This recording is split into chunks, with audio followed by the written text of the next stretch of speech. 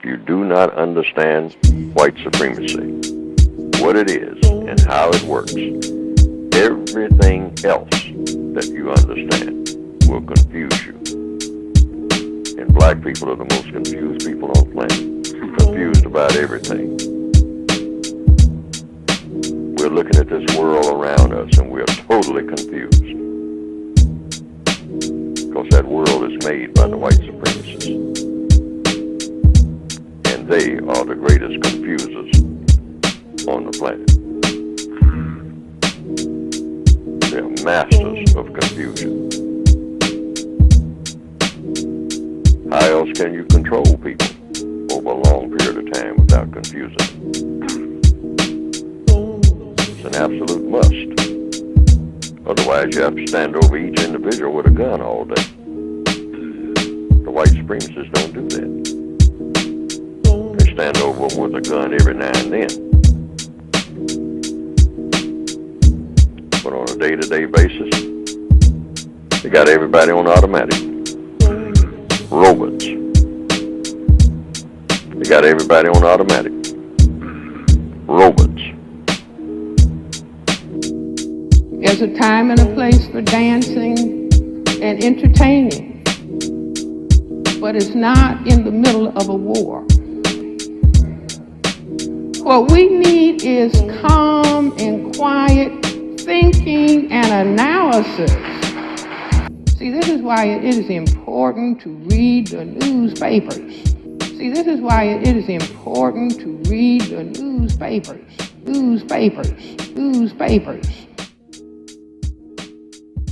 Like I said, we're going to talk about affirmative action. We're going to start with affirmative action and just some things. I know there's been a lot of people talking about affirmative action. I'm just going to bring up some things that I haven't heard people speak a lot on. And I'm going to kind of tie in a bunch of things all together, right? Okay, so the first thing I wanted to say is that one of my inspirations for tonight was my mom, right? My mom and I was having a conversation, and she, explained to me that when she was a child, like, they didn't really want integration, they really wanted the money for the books. They wanted better books because they would get the old books from the white schools, and they would already be written in them, and things like that, and they wanted the money for the books. But somehow, some way, things got changed around, and it became about integration rather than truly separate but equal, because that was the issue. So we're going to talk a little bit about, I got some videos I want to show you. So the first thing I want to show you is this video, and I've played this video before. This is a video of people around my parents' age, talking about the kind of schools that they went to, or maybe even a little older. So hold on, let's play that. When I first heard about integration and heard that it may possibly one day be the way things would go, I had very mixed feelings about it. I was no more anxious to mingle with white people than I'm sure many of them were anxious to mingle with me. I felt the same reservations, the same prejudices, I guess I may as well say, that any of them felt, So I was not at all thrilled over the prospect. But as time went on, I began to realize that possibly this was, after all, the only way that the terrible injustices could be somewhat alleviated. And so more and more I began to favor the idea of integration. But I think many black people felt just as I did. They really didn't want any parts of white people. They would have preferred if it were, I've often thought, if separate but equal had been a reality, you'd never had an integration struggle. Black people would have been very, very satisfied to maintain, but just make sure it's equal. And that's where the problem lay.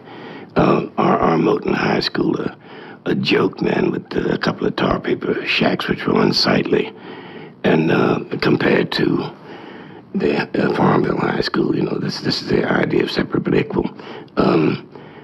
Books so torn apart. In one case, a friend of mine who was supposed to teach chemistry, man, the only books he could get, he had shreds and particles and pieces of books. And by linking up in his classroom, he'd pass out what he had. By linking up together, the kids were then able to get together enough material to... These books had been discarded by the white high school some years before and passed on to the black school. Just to pass and look at the physical plants would have told you what a fallacy, what a joke, what a hoax separate but equal was. There's no way in the world that any reasonable person could compare Moton High School, as I said, a small brick building, maybe 4, maybe 5 classrooms, supplemented by 2 tar paper shacks, which were ugly and unsightly. There's no way in the world you could have compared that with Farmville High School. That look at Moton, the outlying buildings were heated by wood stoves. Now, one of the teachers, in addition to teaching classes, in addition to driving the school bus, had the additional responsibility of keeping the fires going in these buildings. At the white high school, they had a janitor.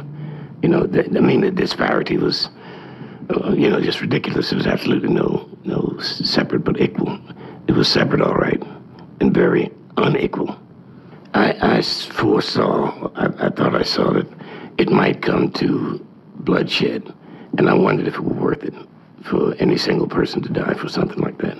As I said, my thing had always been separate but equal, but truly equal in a meaningful sense. Our parents did not want to necessarily go to school with white people. That was not the goal for our people. The majority of black people did not want integration. They were fine with separate but equal, but they just wanted it to be equal. Like, you can't have the white school have, swimming pools and everything else, and the black schools, they got these torn, shredded, tattered books, that they're all piecing together to make one book. And that is what black people as a whole really wanted. They did not want to go to school with white people. Okay, so let's just, I'm going to play a little bit more about what the schools school were that like we and went everything. to, we called them tar paper shacks. They were really wooden buildings with tar paper on the outside and a wood stove inside. The stoves had gotten big holes in them. When they made fires in them, the hot coals would jump out. Whoever sat behind the stove, that was your job to get the coals back in so the building wouldn't burn. And at the time, when you flip the coals back in, you think it's funny. But we could see that this was no condition for learning. And we knew that we deserved something better. It was very obvious to us that what we had was not equal. And I never really realized how unequal things were until I came back here and had a chance to tour the old white school, which was then closed, and see they had all this stuff stored over there. I mean, they even had, like an open area in the center of the school, but they had a garden. I know when I went to college, first biology course I took, they handed us a microscope and slides, and told us to draw amoebas, and I drew dust particles for a couple of weeks because I didn't want anybody to know I didn't know how to use a microscope because we didn't have one. So.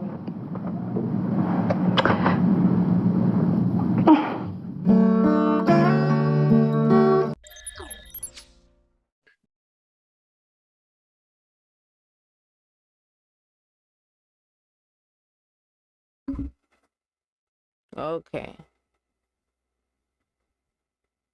Let's see. Okay.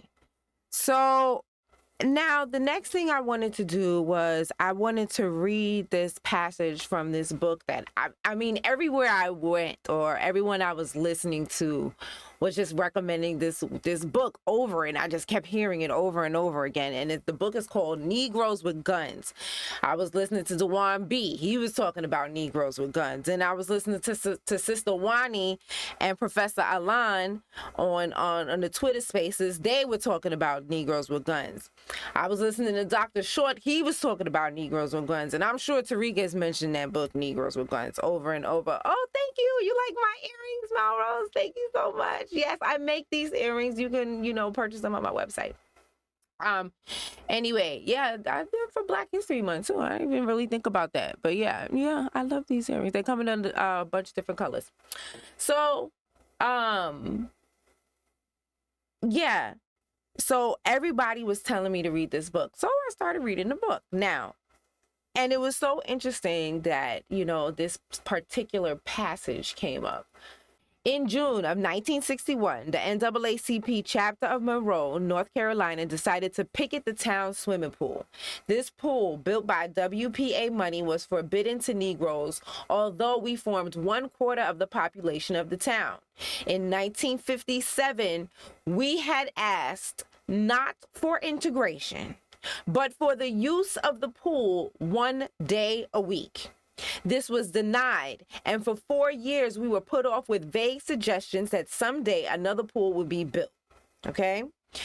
All right, so that's what I wanted to read from there to prove again that integration was not what the majority of Black people wanted. We were fine with separate but equal, but it was not equal. It was just separate and unequal, and when we wasn't fine with that.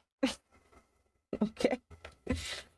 So, one day I was listening to Dr. Short, and he was mentioning that there was another group of people who benefited from integration, and they also participated heavily in the NAACP.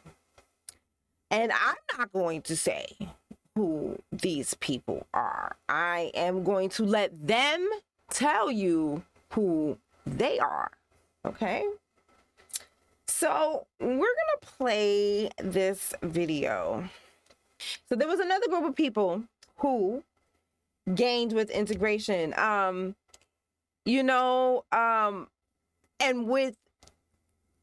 with integration, they achieved more than we achieved. They achieved whiteness.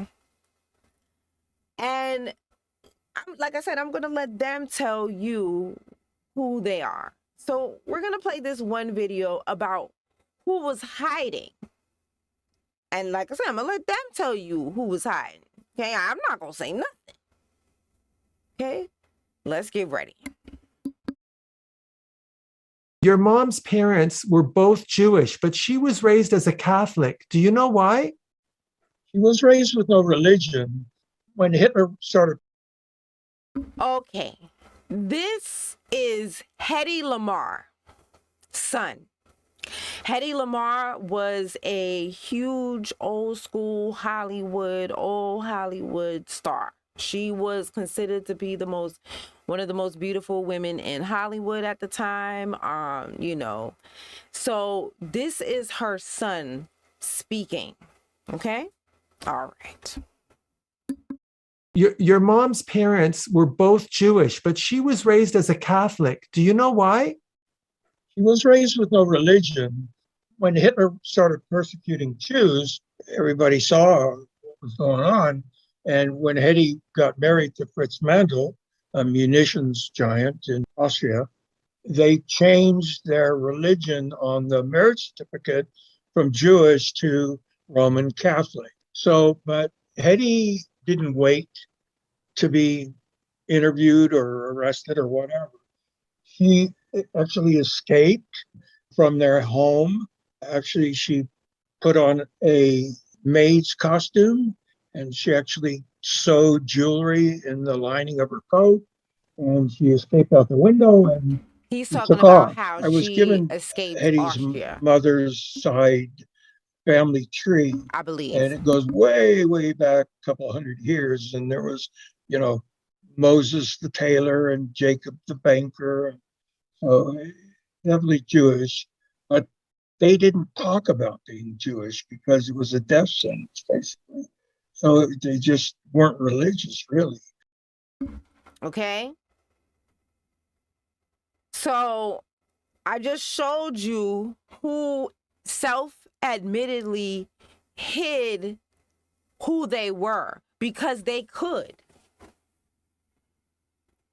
We as Black people cannot hide. So integration does nothing for us. We cannot hide. We cannot blend in. We're not gonna like just, you know what I mean? Like, you're not gonna be able to tell who we are anymore, you know? So, but with that group of people, all they had to do was change their names and not practice the religious portion of their identity. And they were able to benefit fully from integration. And I want you to keep that in mind when they say things like, you know, we fought right alongside with you. Well, why did you? Was it a self-serving reason or why? And maybe this is why we got what we didn't even want, but didn't get what we wanted because the goal was not our goal. It was somebody else's goal, but they was riding on our back to get their goal. All right, so I'm gonna let you watch the next video, which is gonna talk about the legal aspect of the NAACP and what they were able to accomplish and what they've done. Yeah, let's take a look.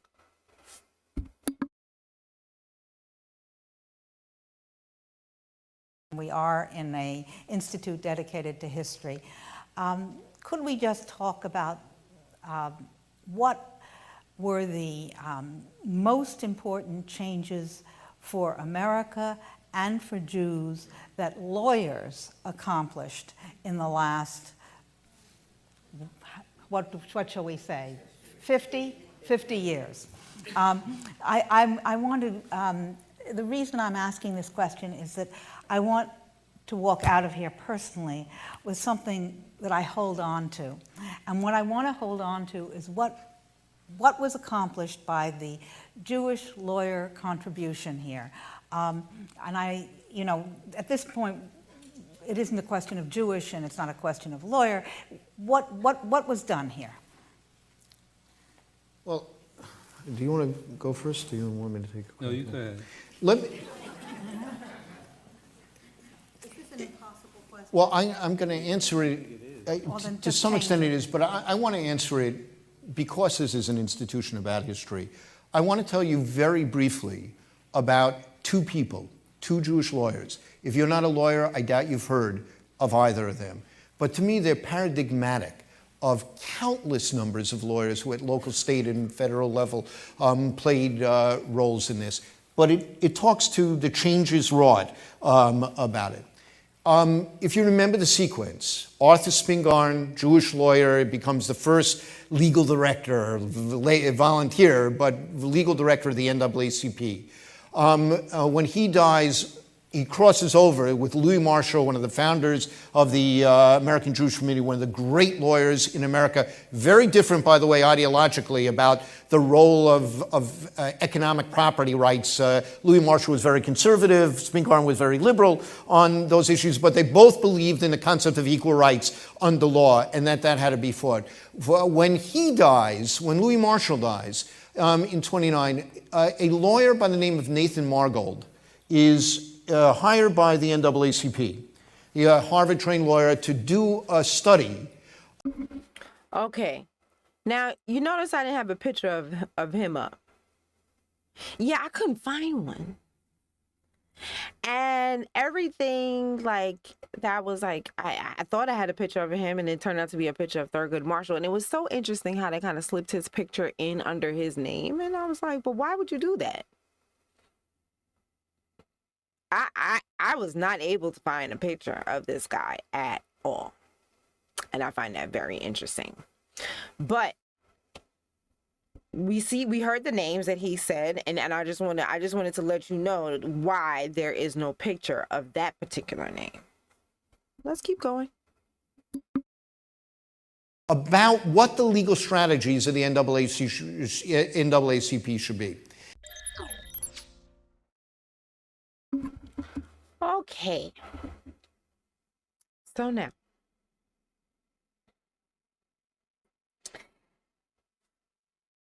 that alone, like I said, when Dr. Short breaks it down, he goes really deep, like too deep for YouTube, too deep for Instagram, too deep. So I encourage you to look on his channel, The Angry Black Man's Book Club, and take a listen to that if they have not removed it, because a lot of things I try to go back and reference on his page and they be removed stuff. But if you can find that was amazing. Because he could go in deeper. I'm just gonna touch the surface. I'm just gonna give him just enough for you to think about. Okay. So now he mentioned a name, and he mentioned a name that I told you that I could not find a picture of that guy, and that name was Nathan Margold, right? Hold on a second. Nathan Margold, and I couldn't find a picture of him, but I was able to get a description of what he looked like in his background. Okay, and I thought that was interesting enough. I didn't even really need a picture at that point. So just to reiterate, right, I want us to remember that the majority of Black people did not want integration. They were fine with separate, but they were not fine with the unequal. They wanted money for books, money for schools, reparations. Okay. So, but there was another group who benefited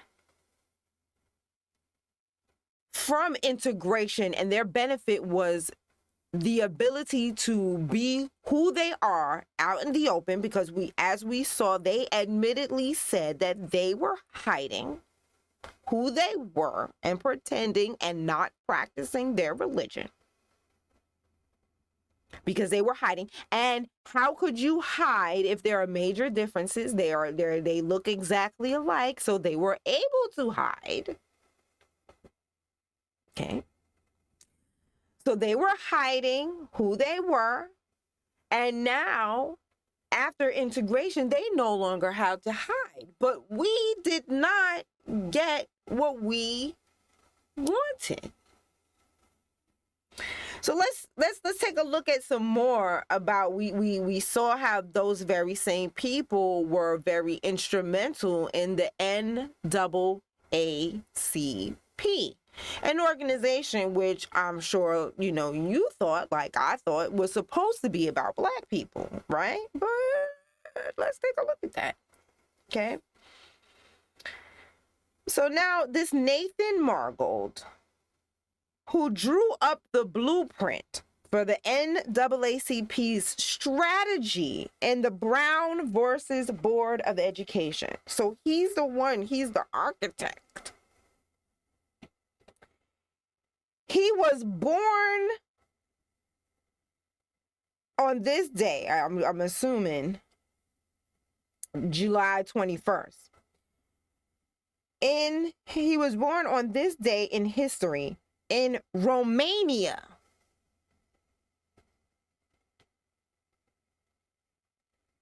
Where? He was born in Romania. His parents immigrated to the U.S. in 1901, and he was raised in Brooklyn, New York. He attended law school at, I forgot I was supposed to be reading this off of this. Hold on. Let me make it bigger so you can read it too. Okay.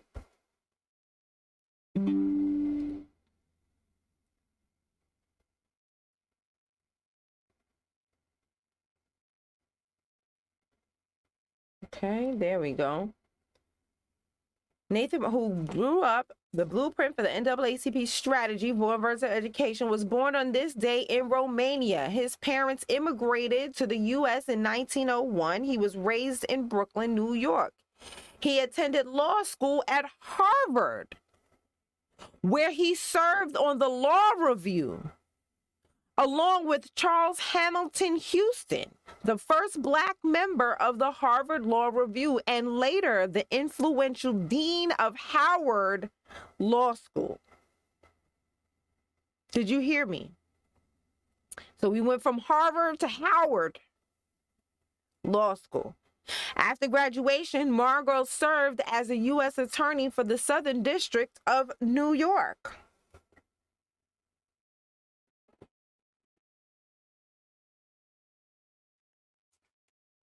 Okay.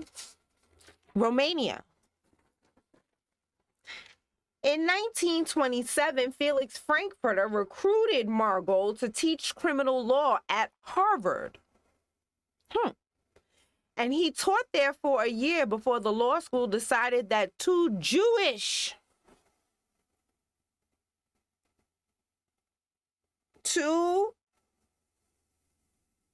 reformers on the facility were at least one too many.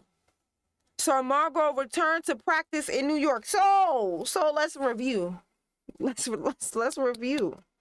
The architect for the blueprint for NAACP's strategy for the Brown versus the Board of Education, which we have already proven that the majority of Black people did not want. The architect was from Romania. He immigrated here. He was raised in Brooklyn. He attended law school at Harvard, and he was also the same religion as the lawyers that volunteered.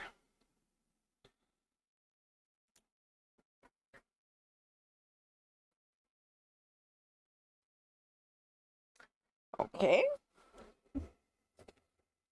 So let's go on. Let's read. In 1930, both Frankfurter and Charles Houston recruited Margot to serve as special counsel to the National Association for the Advancement of Colored People. Margot was hired to coordinate the NAACP's strategic litigation plan to give the Southern Negro his constitutional rights and his political and civil equality. To that end, Margot wrote a 218-page report outlining a legal strategy for desegregating public schools in the South. Again, that's not what Black people wanted, but he wrote 218 pages for a proposal that Black people didn't want in the name of Black people, though. And I say to you, that is a very interesting beginning to the NAACP.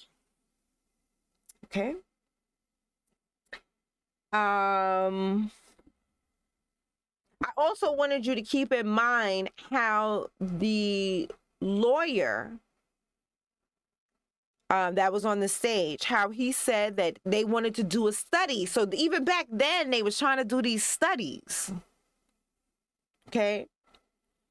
So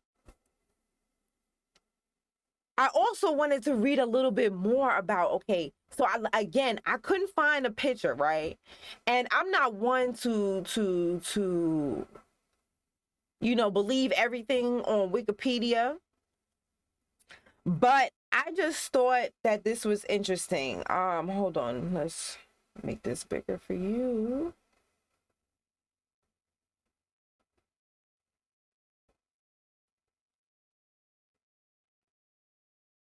Wikipedia pretty much says the same thing.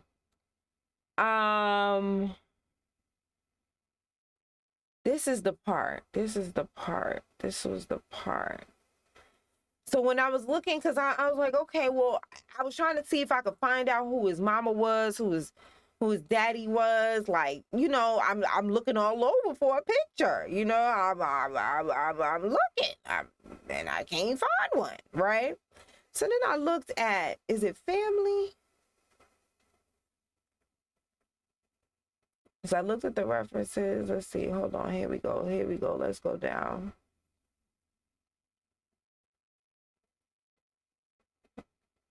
Okay, wait.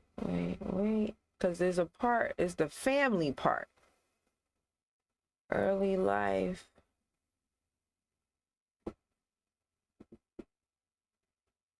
Here we go. Sorry, it was right here at the top. If I can, yes, I can. Here we go, right here. Let's see. It says he was Romanian born, American lawyer, and then he became a judge in DC. And the author of the Marigold Report to promote civil rights for African Americans through the courts. And he also was a supporter of the Native American civil rights and blah, blah, blah. Right? Okay. But let's go down to this. In addition to his legal career, Marigold is remembered as the father of adult film pioneer William Marigold.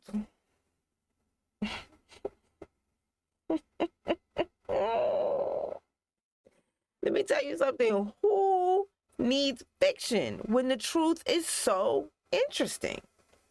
So then I was like, okay, well, do we have a picture of the son? Because then you could kind of get an idea of what the father was looking at by what the son looks like, right? A little bit, right? Let's take a look at what he looks like. There he is. There he is. Here's the porn star.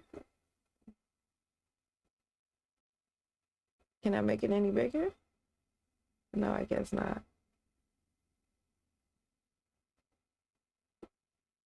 There's the porn star. He looks very Caucasian. Very Caucasian. Like, could not pass for black at all. So that leads me to believe that this Nathan was probably, you know, mixed at the very least, because they're calling him black. They called him black. They called him Romanian born, and they called him Jewish. So he was all those things. So you see where I'm going with this? I just found that to be interesting. And yeah. So now that we know who were some of the architects of the NAACP and bringing some of the legislation on behalf of the NAACP together, let's take a look at some of what the NAACP is doing right now. Right? Let's just take a look. I'm going to show a video. This video is from last year. Right? And this is, you know, they were having MLK Day, and I believe Kamala, and this was in South Carolina, and I believe Kamala Harris was going to speak at this venue here that I'm about to show you.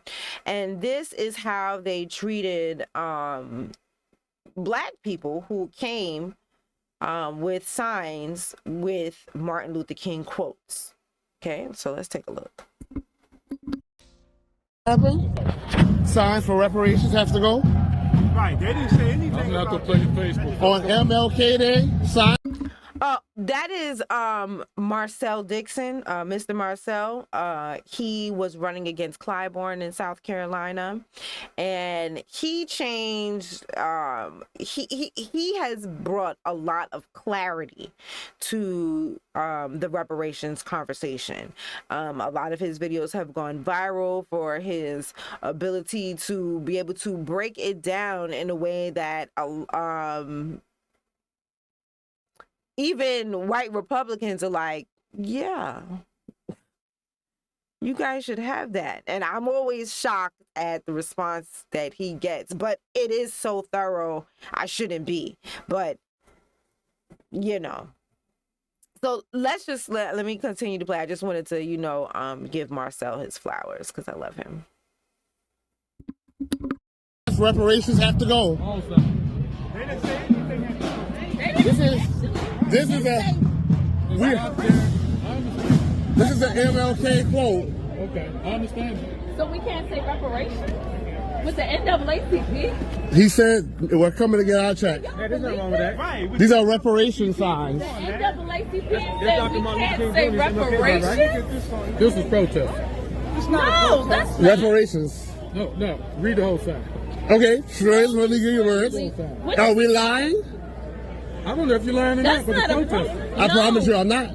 This is reparations. We're saying, where you from? Far from here, but it don't matter. It don't matter. What I'm saying is, because that's how a lot of them act here. Everybody got money. We're saying we want it too. That's what we're saying. How are you saying? We're saying trillions for illegal. That's Miss G. I love her too. Isn't her accent adorable? She was getting hot though. that accent was less adorable. It was more like, I know the hell. So, but yeah, that's Miss G. I love Miss G as well. Let's keep going as they confront them on MLK Day about MLK slogans or MLK's actual quotes. Immigrants, Ukraine and Israel, but zero for reparations. And you said so no sign. Thank you. Say You that? see the sign, you said no sign before you talk now. No, you just said that. Let's get something. No, I cannot believe I'm a member of the NAACP. I saw the sign. And we have a chapter talking about reparations, and he said we can't have reparations posters. Are y'all getting this?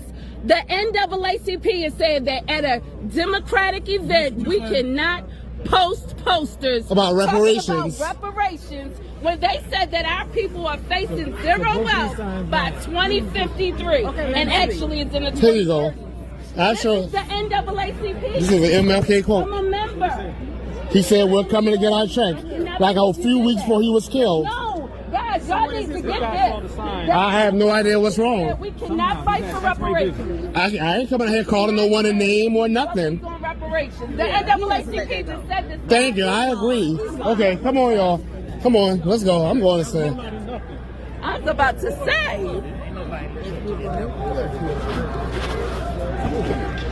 Y'all saying, they saying no justice, no peace. Reparations is justice. We can't talk about. Now, keep in mind that while they telling them that they couldn't go in, that the Palestine people was there actually protesting, and they were not told to leave. They're saying no justice, no peace. Reparations is justice. Okay. I just want to remind y'all, this is the NAACP, the National Association for the Advancement of Colored People.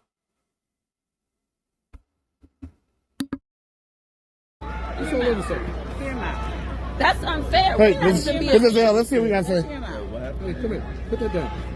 I don't believe you said Put that. your sign down. Come here. Put your sign down. Come here. Come here. I know you're videoing and all this stuff. No, everybody needs to record this. Everybody needs to record They got signs up there. I know they got signs up there. Okay, so what do you want to say? I'm listening. You back to white America. No, Ms. Giselle, let's see what we got to say.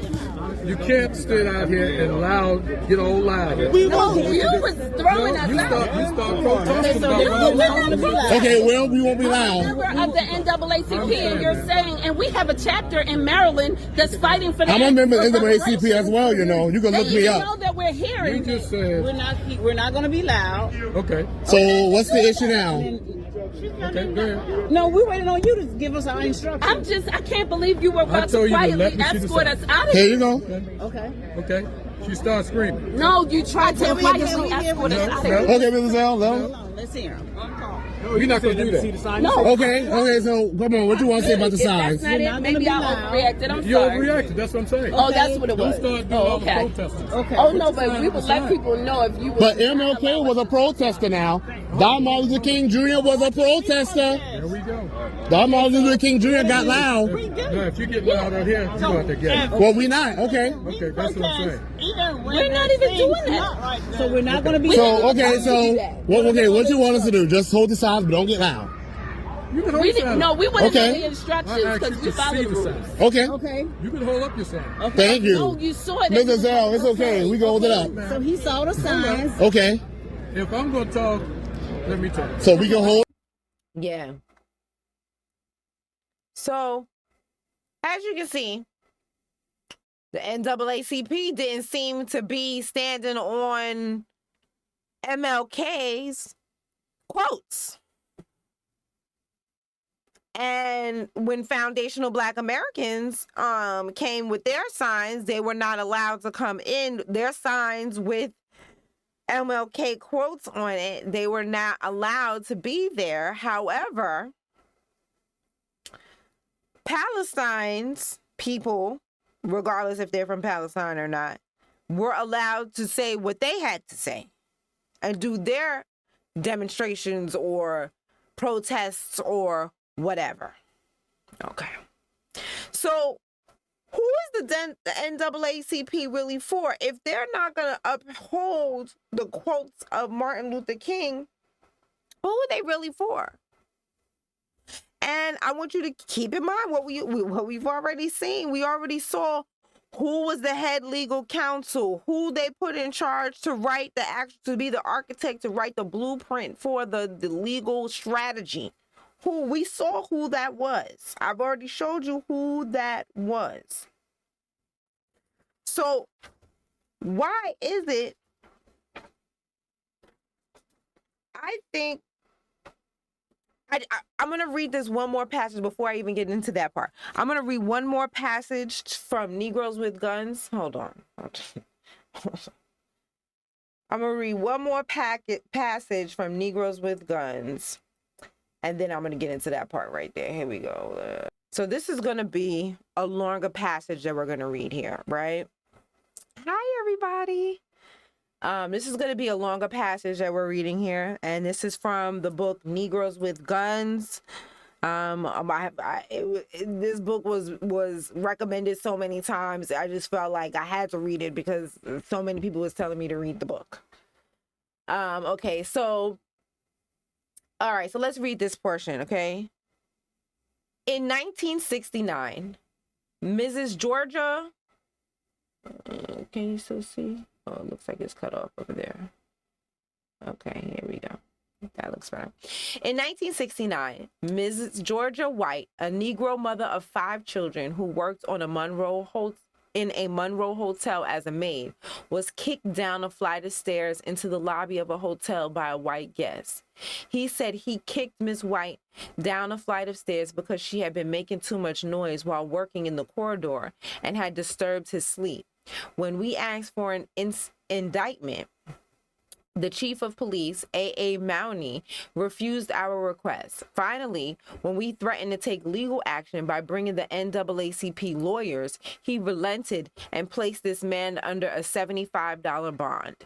Even though this white defendant subsequently failed to appear in court for his trial, he was not convicted.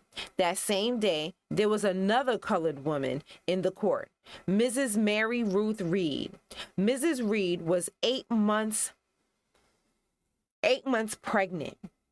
She was the victim of an attempted rape by a white man who came to her house, drove her from her house, and then beat her.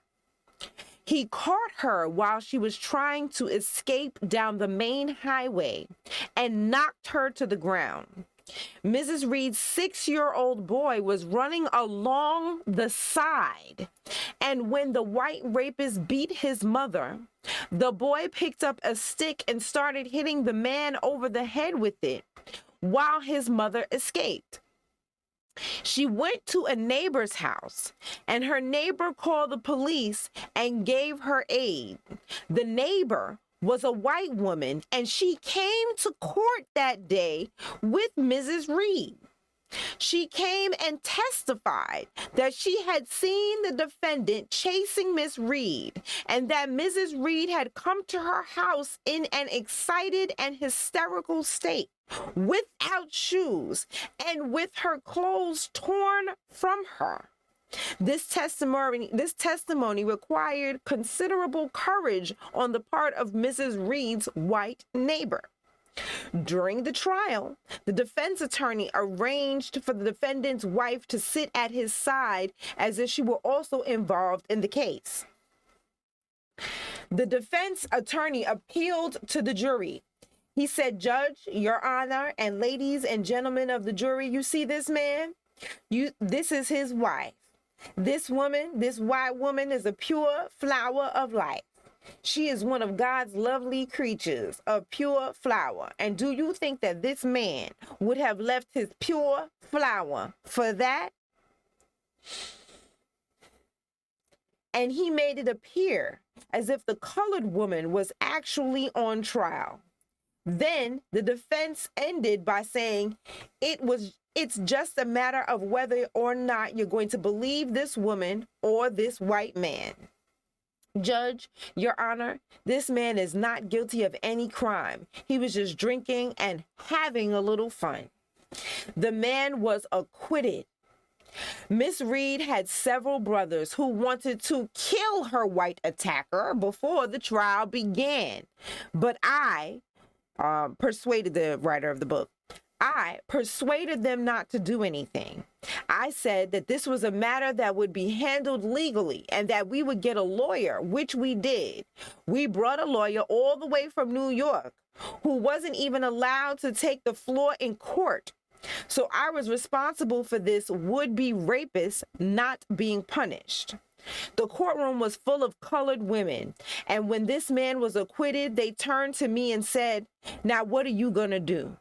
You have opened the floodgates on us. Now these people know they can do anything that they want to us, and there is no prospect of punishment under the law. And it means we have been exposed to these people, and you are responsible for it. Now what are you going to say?" I told them that in a civilized society, the law is a deterrent against the strong who would take advantage of the weak. But the South is not a civilized society. The South is a social jungle. So in cases like this, we have to revert to the law of the jungle. Remember, this book is called Negroes with Guns. It had become necessary for us to create our own deterrent.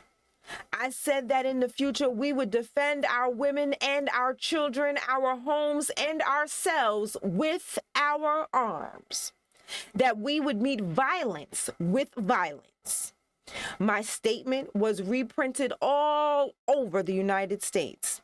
What I said was, this demonstration today shows that the Negro in the South cannot expect justice in the courts. He must convict his attackers on the spot. He must meet violence with violence, lynching with lynching. The next day, in an interview with the Carolina Times, I again pointed to the lack of protection from the courts. I said these court decisions open the way to violence. I do not mean that the Negroes should go out and attempt to get revenge for mistreatments or injustices. I made this statement again on the same day over a Cincinnati radio station. Later that evening, in a telecast interview in Charlotte, I again made it clear that I was speaking of self-defense when the courts fail to protect us. Since the principle is so obvious, I couldn't understand the commotion my statement aroused or why it should receive so much national publicity. 2 years previously, we had shot up the Ku Klux. What? They did what now? 2 years previously, when we had shot up the Ku Klux Klan in self-defense. So don't have these people thinking that people didn't fight back.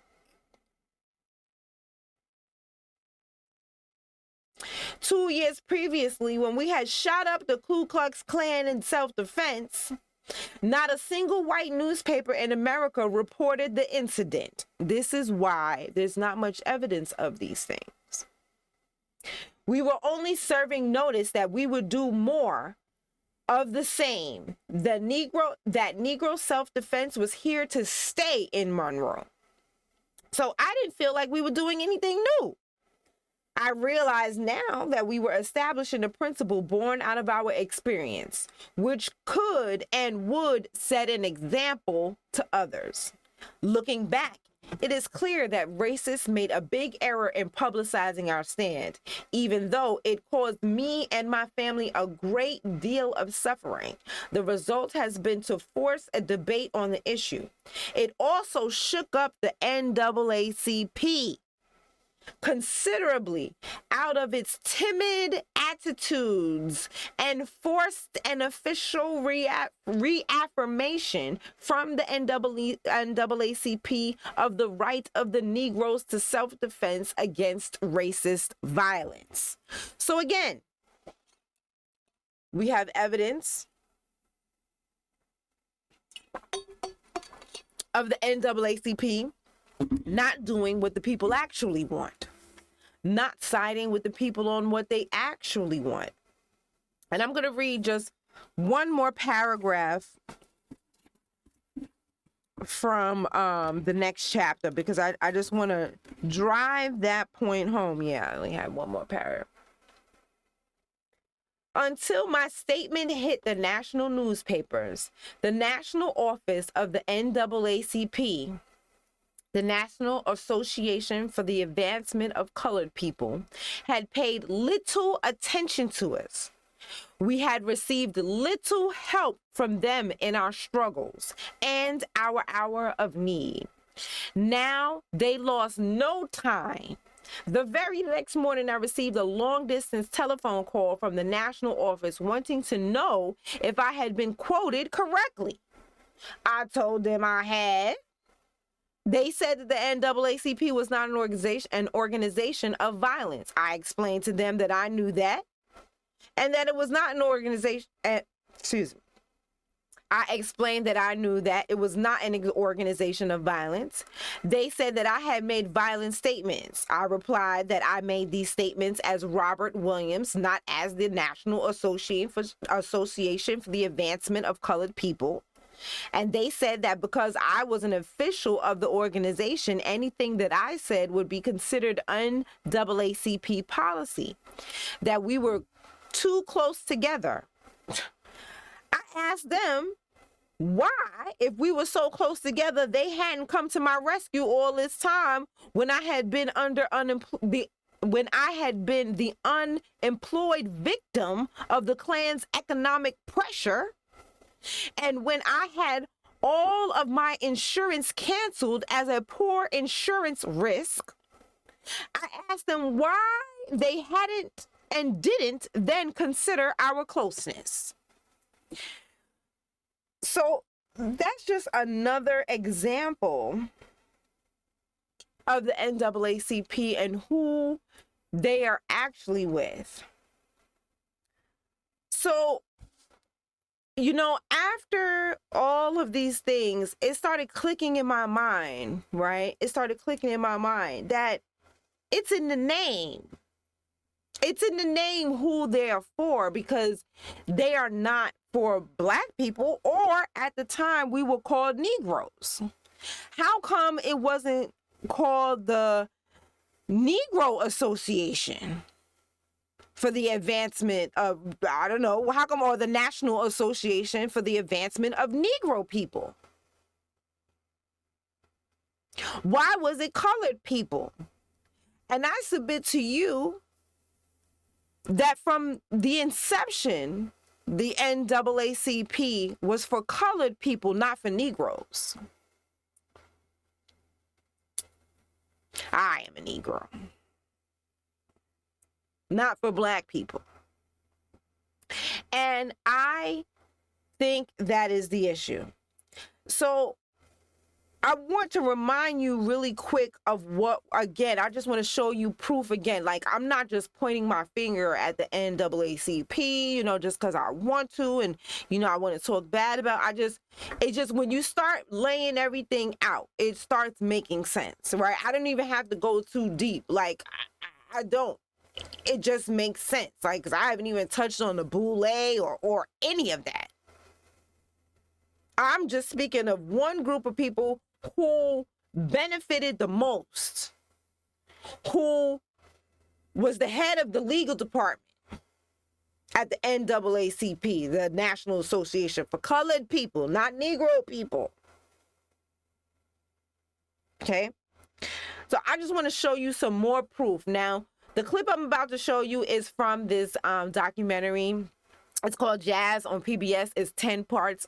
When I tell you, Juan B put me on to this. I have learned so much from Juan B. But Juan B put me on to this documentary, and I loved every minute of it. It was like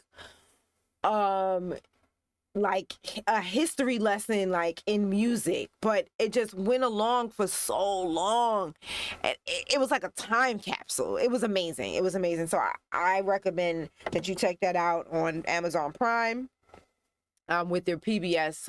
You know, of course, y'all know I have a PBS subscription. Of course I do, right? I'm nerdy. Of course I have a PBS subscription. Come on.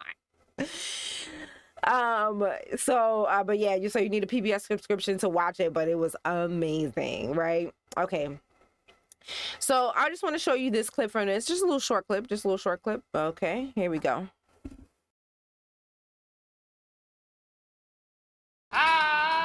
Many young African Americans came to see the promise of racial integration as just another white man's trick. Some black musicians came to believe that too, and struggled to reclaim jazz from what they saw as white control. The music was always social and was always embraced by the country, whether they want to admit it or not. There are some people in the industry who would like to manipulate it, and they want to take credit and say that we didn't do it. They'll steal your ancestors here if you let them. She said they'll steal your ancestors if you let them. Okay? So, again, that's just more proof that that is not what we wanted. That the integration was not what we wanted. They knew it was the white man's trick. That's not what we wanted. And then now, let's see what we got. Okay? Once things were integrated, let's see what we got. So this next video, I don't even know how this showed up on my timeline. I can only say that it has to be the ancestors because I'm not really into baseball like that. But this clip right here, let me play. This is Reggie Jackson talking about what it was like in the beginning of integration.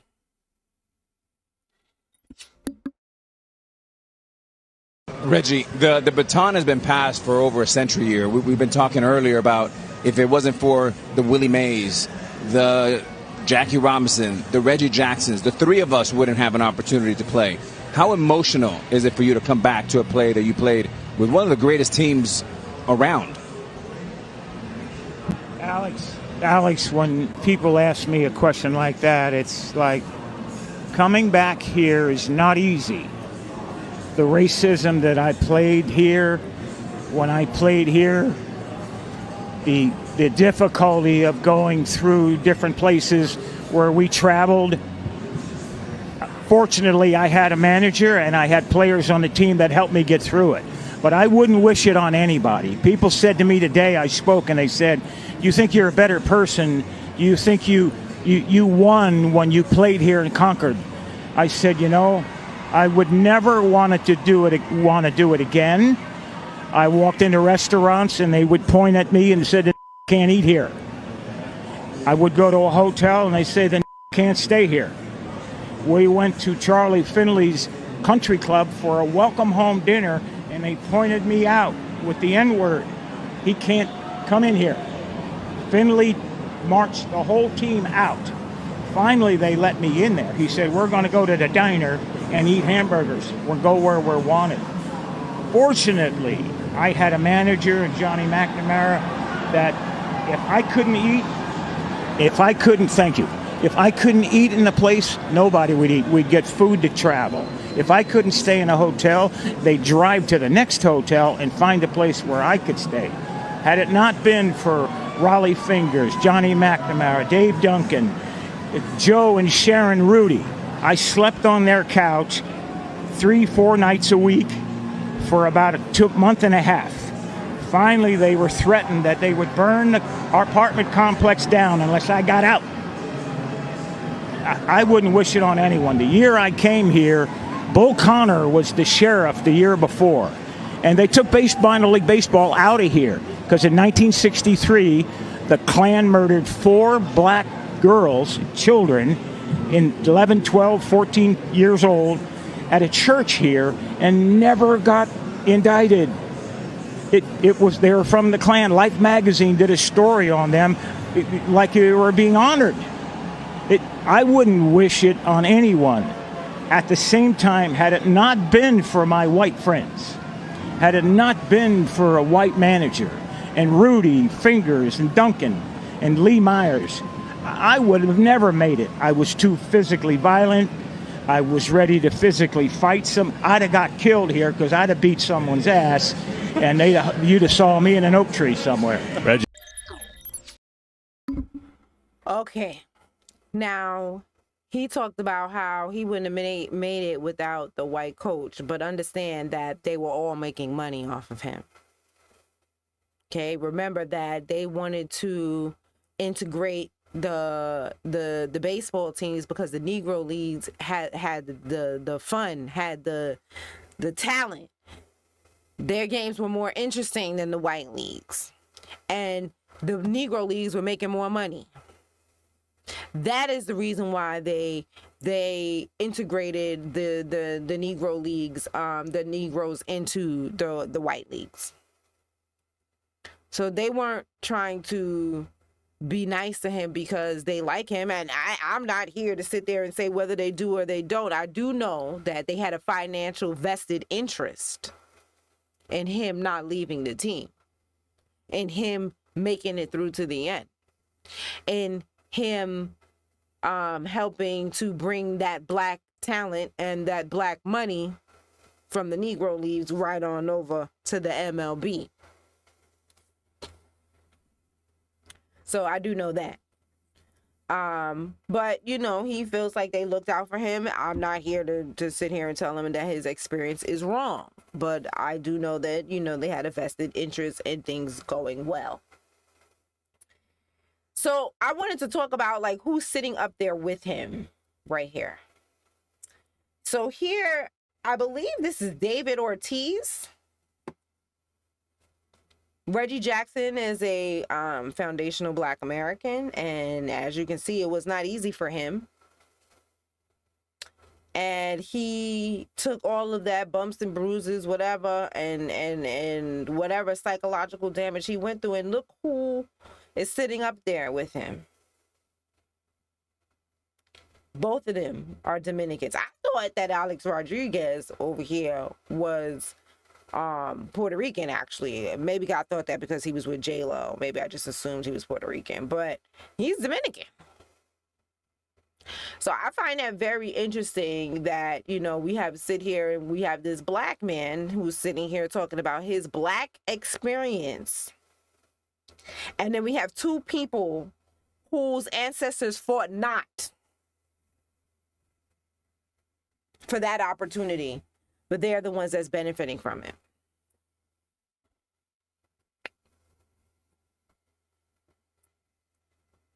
Look like everybody benefiting from affirmative action and civil rights and DEI, except for the people who are actually owed something. So now I just gave you two groups two groups who have gotten something out of the deal. And we still got what? Goose egg? We got a spot for one player, and now he's retired. How many? I don't even. Are there any Black Americans in baseball anymore? Although baseball is kind of corny, and maybe that's why it's corny. Maybe it's corny because we ain't in it no more. Anyway, let's move on. So, the next thing we're gonna talk about, we're gonna roll right into DEI. Okay. Wait,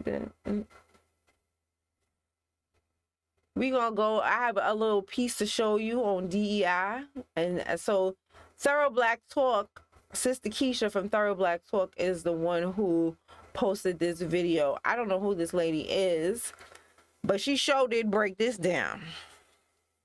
Okay, so let's talk about who benefits from DEI, because affirmative action and DEI is same poop, different toilet bowl. Okay, same poop, different flush, however you want to say it. Okay, it's garbage. It's not helping us, not one iota. Okay, so let's look at this video that Sister Keisha from Thorough Black Talk put up. The real F around and find out moment is here. A lot of people are looking at the Black community thinking that we are the recipients and benefactors of DEI programs and affirmative action programs. And I know affirmative action is no longer, but whenever they hear the term DEI or they hear the term affirmative action, they look to the Black community thinking that we are the benefactor. Now, here's some information for you. The number one recipient of DEI are white women. That is according to the U.S. Department of Labor. And others fall under that group, under the minority group, the ethnic minority. Number one recipient under that group are Latino and Hispanic Americans. Number two are Asian Americans. Number three are Native Americans. Number four, individuals with disability. Number five, veterans. Okay? And number six, the LGBTQ plus community. And guess who comes last at receiving DEI benefits? Guess who comes last? That's right. Black Americans. Black people. Let me also say, you can do a Google search and you will see the primary benefactors of DEI programs are not only white women, but white men, white male CEOs. Those are the ones who have benefited the most from DEI initiative programs. Okay, so breaking it down.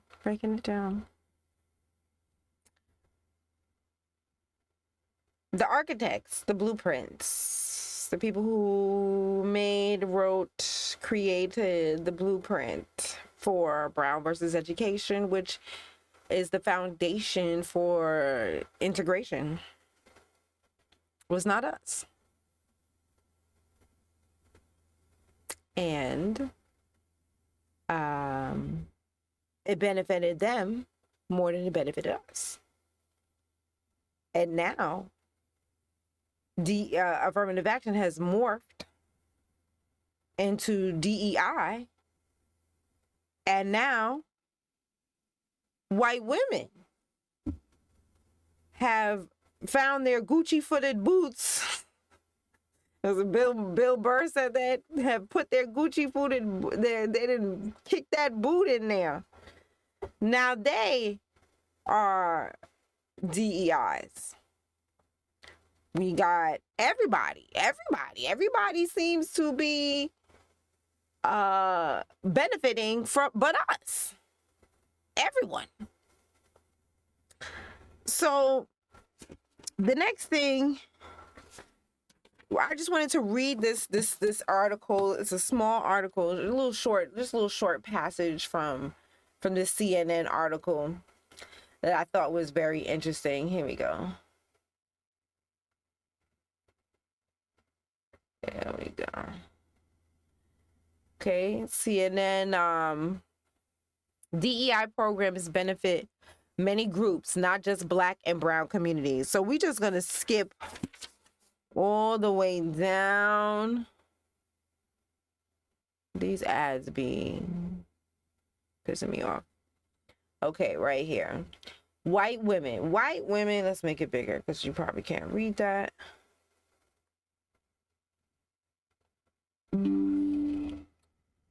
Look how it'll take up the whole page. It's crazy.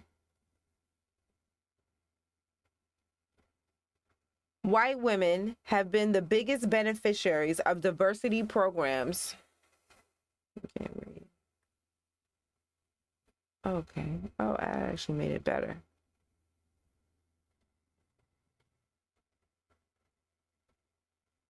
Okay.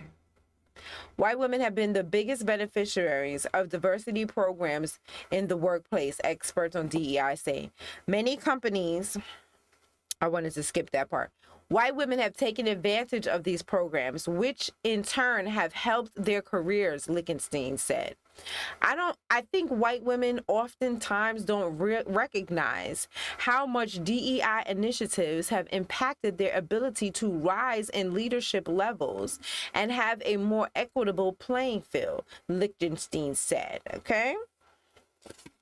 So, according to the job search site Zippia, 76% of chief diversity officer roles are held by white people and 54% are held by women. So they are so oblivious. They don't even know, as they sit here and talk crazy about Black people, what we get and what we don't do and how we ain't that shit, blah, blah, blah, blah, blah, blah, blah, blah. And it's the white women. They don't even realize that they talking to themselves. They shoot themselves in the foot. And this is something that I had said back about abortion a while ago. I was like, I'm not standing with no white standing next to, on the side of the diagonal. I'm not standing next to no white woman on nothing because they don't never stand next to, they don't stand next to themselves. They don't stand next to themselves. They're going to stand next to that white man, and that's going to be that. And you know, I wasn't going to bring this up, and because if I had, I'd probably had a clip of the video. But I don't think people really understand Hillary Clinton's history, right? Hillary Clinton is arguably one of the most, prolific feminists, you could say. When she and Bill had first got together, you know, Bill was from Arkansas, and the Arkansas people did not like Hillary, period. Hillary was a hippie. Hillary had long hair and big glasses, and her hair was dark brown, and they did not like her. And you know how they test you and see, you know, what if you do this, you know, will you skew better and all that kind of stuff. They found out that if she was to dye her hair blonde and get rid of her glasses, that they would like her more. Not a whole lot, but it would be just enough for Bill to continue his political career, because for whatever reason, they hated her. Okay? And that's what she did. And she has kept that look up from the beginning. That look is not her. That's not how she wanted to look. But she did it for her man. She did it so he could have a political career. She did it so she could stand by her man. Now, we all know that he embarrassed her. Child, if y'all don't remember that case, as he sat up there, he said he didn't do it. She stood there, you know, like Tammy Faye Baker. She's standing by her man, all that kind of stuff. And then it came out, the DNA on the girl dress that he could no longer refute. He embarrassed her in front of the whole world. And I remember not too long ago, I can't remember because I don't really follow her like that, but I just so happened to see this one year where it was his birthday. And she wrote this long post. She was like, oh, to my, you know, my husband who I love, who's been there for me, blah, blah, blah, blah, blah, blah, blah, blah, blah. So not only did she change her whole outer appearance for her man? Yeah, top feminist, pantsuit wearing. Hillary Clinton switched her whole look up to suit her man. She then sit there and let him embarrass her in front of the whole world. He didn't just cheat on her. I mean, dang. He didn't just cheat on her. He embarrassed her. He trashed, like, it was embarrassing. And she stands by her man. But at the same time, and then not only that, but I think you know why she wears those stupid pantsuits? Because, you know, one time she had gotten out of a car or did a speech or something and somebody had, you know, took a picture of her dress and she didn't like that. So that's ever since then, it was pantsuits season after that. So while she wears pantsuits to cover up her business, she sat there in a garden with her daughter and Meg Thee Stallion telling the world that they about that WAP.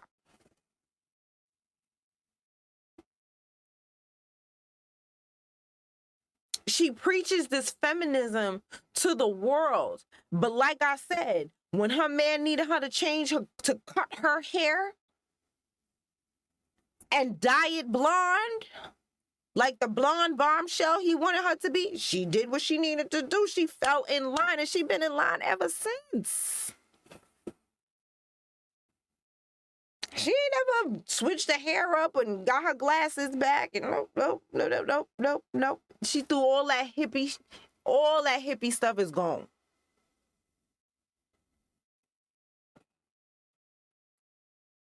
He embarrassed her. She stood by his side like Tammy Faye Baker. What more part of feminism is that?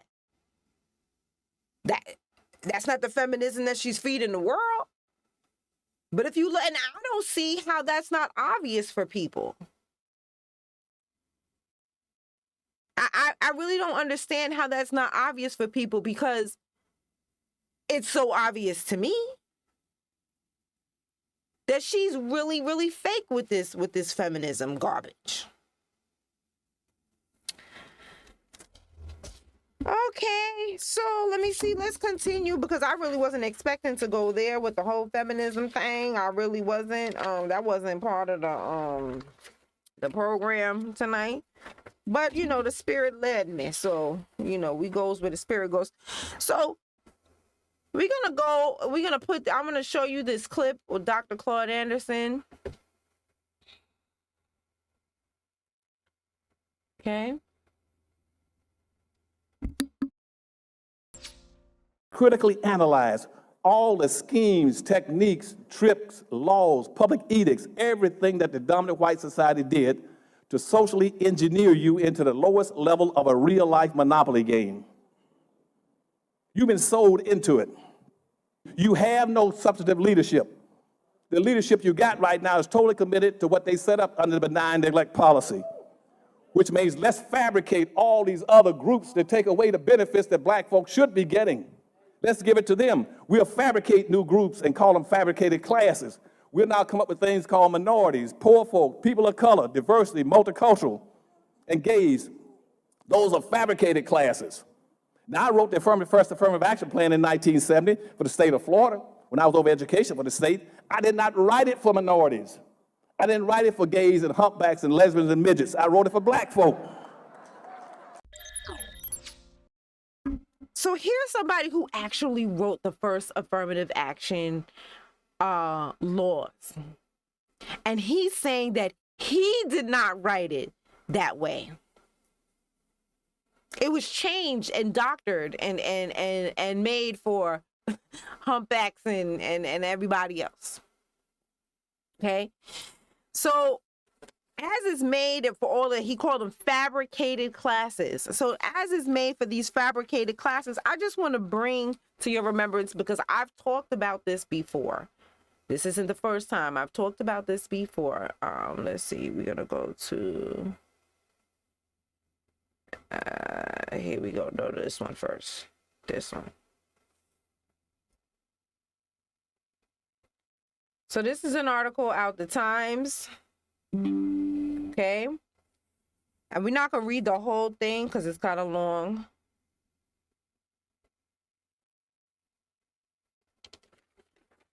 I'm just going to read a small portion.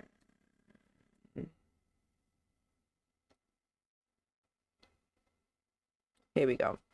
The proportion of Black first-year students enrolled at Harvard this fall has declined to 14% from 18% last year, according to data released by the institution on Wednesday. A dip smaller than the school had predicted, but still significant. Okay. Asian American representation in a class of 1,600 students remained the same as last year at 37%.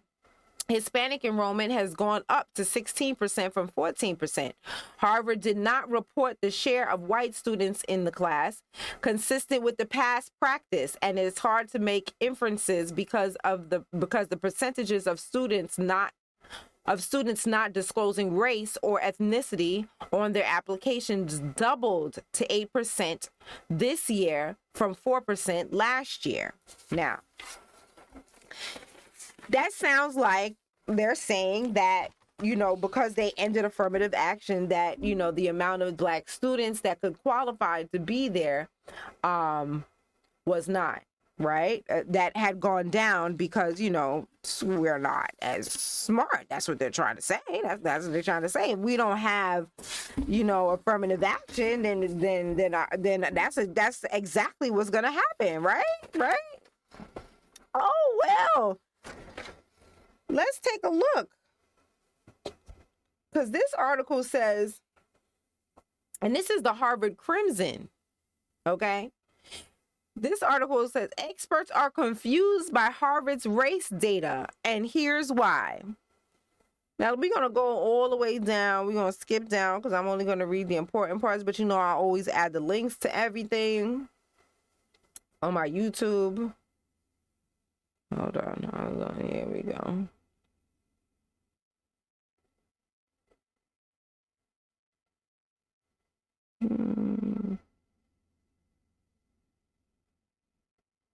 This part right here.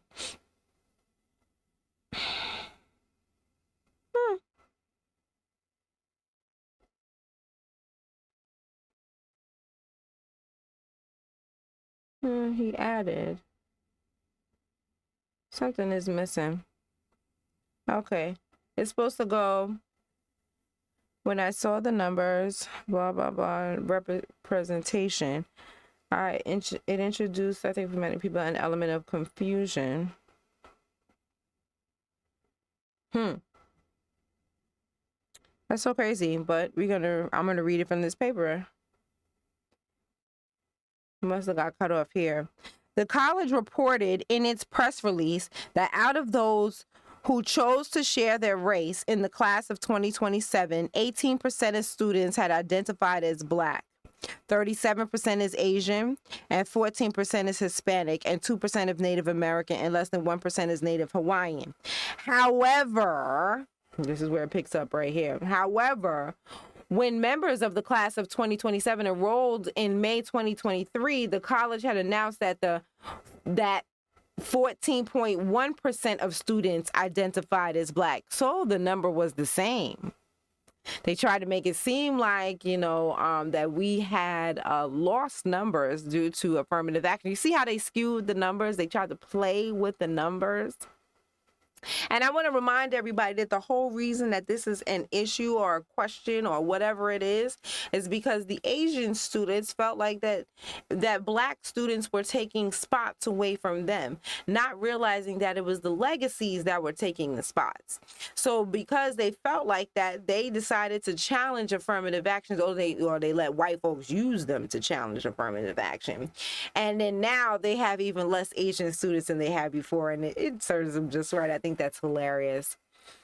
So they're skewing the numbers to try to make it seem like, that Black admissions had gone down because we didn't have affirmative action. Okay. So let's see. However, when members of the class of 2007 enrolled, the announcement was 14.1%. 29.8% identified as Asian, and 11.1% identified as Hispanic or Latino. The Crimson independently converted Howard's previously reported demographic data for the class of 2027 to the college new scale, calculating racial demographics as a percentage of the 96% of students in the class of 2027 who Harvard said chose to report their race, rather than as a percentage of the entire class of 2027 student body. And you mean to tell me that these people at Harvard didn't know what they was doing? Yeah, okay.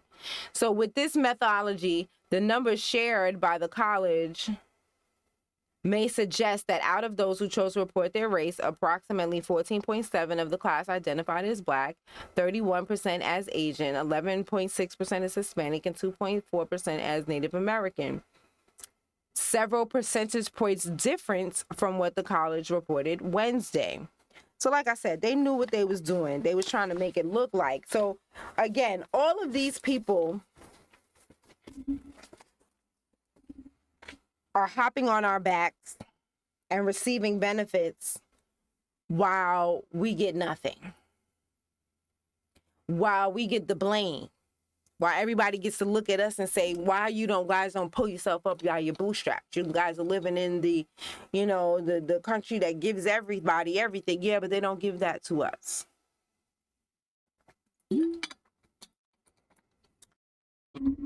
Okay. So the next thing I wanted to play, let's see, speaking of people who hopped on the train, I wanted to talk about some more people who hopped on the train. And this is going to be an interesting, this was something I did not know. Now, there's a guy on Twitter, and his name is, hold on, let me pull it up. Twitter.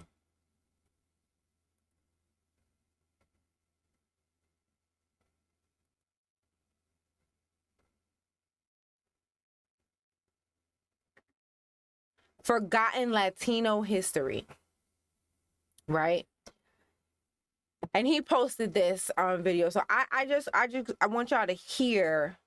I don't want to certain things I don't want to say. I want this to be introduced to you from their mouth. Okay, so I'm gonna play this video and we'll discuss. One of the questions we're asking all of our interviewees is, what does civil rights mean to you? So given the work that you've done on the marker, the fact that you're part of La Típica, and all the things that you've been a part of, what does civil rights mean to you? To be honest with you, when all this civil rights movement came in with Lyndon Johnson and such, I considered it more as being a benefit to the blacks than to us, because we were already accepted, and let's face it, there will always be a problem. There will always be people who look down on you because of your ethnicity. But all you need to do is just look up at them and show them I'm as good or better than you, you know. But I felt that it was helping them more, and I was very glad to see it, because when I was growing up and we rode the bus to Houston, there was one long row on the bus in the back. And that back row was designated for blacks. And that's where they had to sit. I could sit anywhere that I wanted to on the bus, but the blacks had to sit back there. And if that row was full, they had to stand all the way to Houston. They could not sit with the others.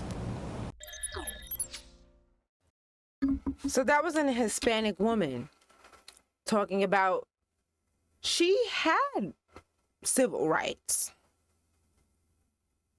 She felt that civil rights was for black people. She didn't need civil rights. She was able to sit in the white section of the bus. She didn't need civil rights. Black people needed civil rights. So as she talks about, the fact that, civil rights was not for her, I wanted to read what what the majority of Mexicans, what the legal majority of Mexicans, actual participation or lack thereof in civil rights. Let's read what they was about, what they said they were about. Oh my goodness gracious. Let's make it smaller. Okay, let's read from here. Mexican asks High Court to determine his race. United States Supreme Court was asked last week to determine whether American-born Mexicans are considered members of the white race, or are they, like colored people, looked upon as a separate group.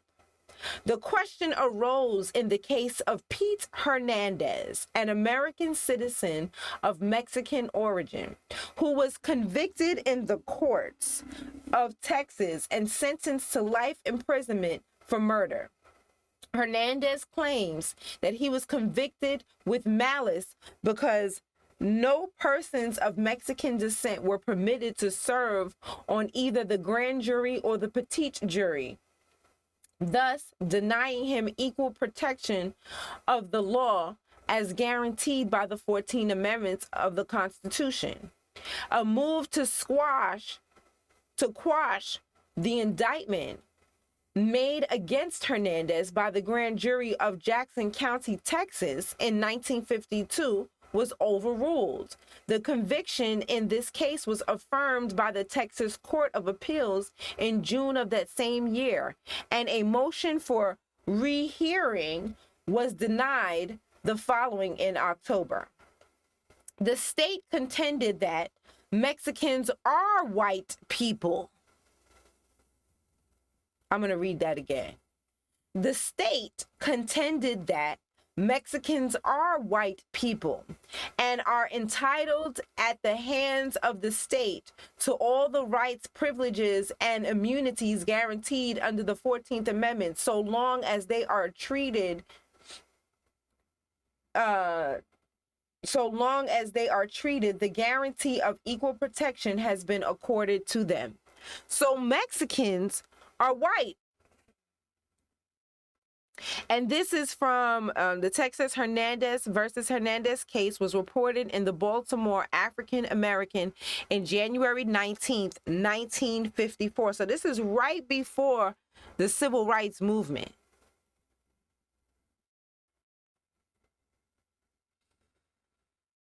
Okay. So I'm going to play another video because I like visuals. I like to give visuals, and I like to hear from horses' mouths. So we're going to play this real quick video. In the swimming pools, I remember, because I was an avid swimmer, my cousin and I used to live at one of the neighborhood pools, and I remember distinctly the day that the civil rights, or that civil rights were extended to everyone. Mexicans go swimming there, but African Americans couldn't. And the first time an African American got in the pool, nearly everyone got out of the pool. Pause. So she's talking about the day that the pool got integrated. They were already swimming in the pools because they're white. See, when we say things like Hispanics are white, people will look at us and be like, oh, you shouldn't say things like that. Legally, they are. Got out of the pool because of that, and that left a big searing scar on my mind because I didn't understand why they would do that. Even the Mexicanos got out of the pool. Yeah.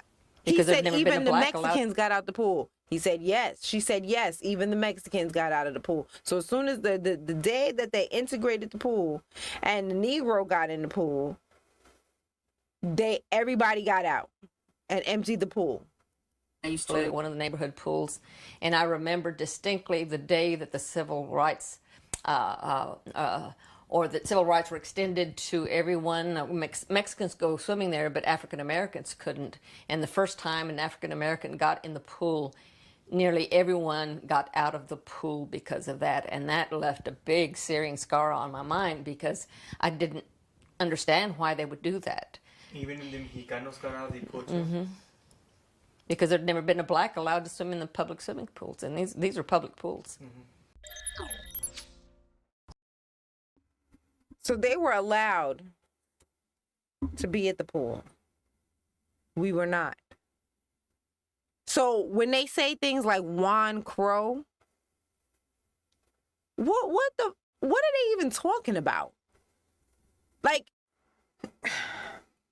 the colonizer spirit is strong within them because their ability to lie and make up history is very reminiscent of their Spaniard ancestors.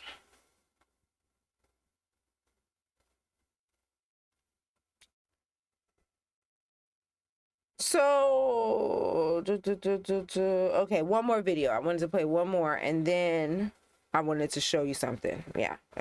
One more video.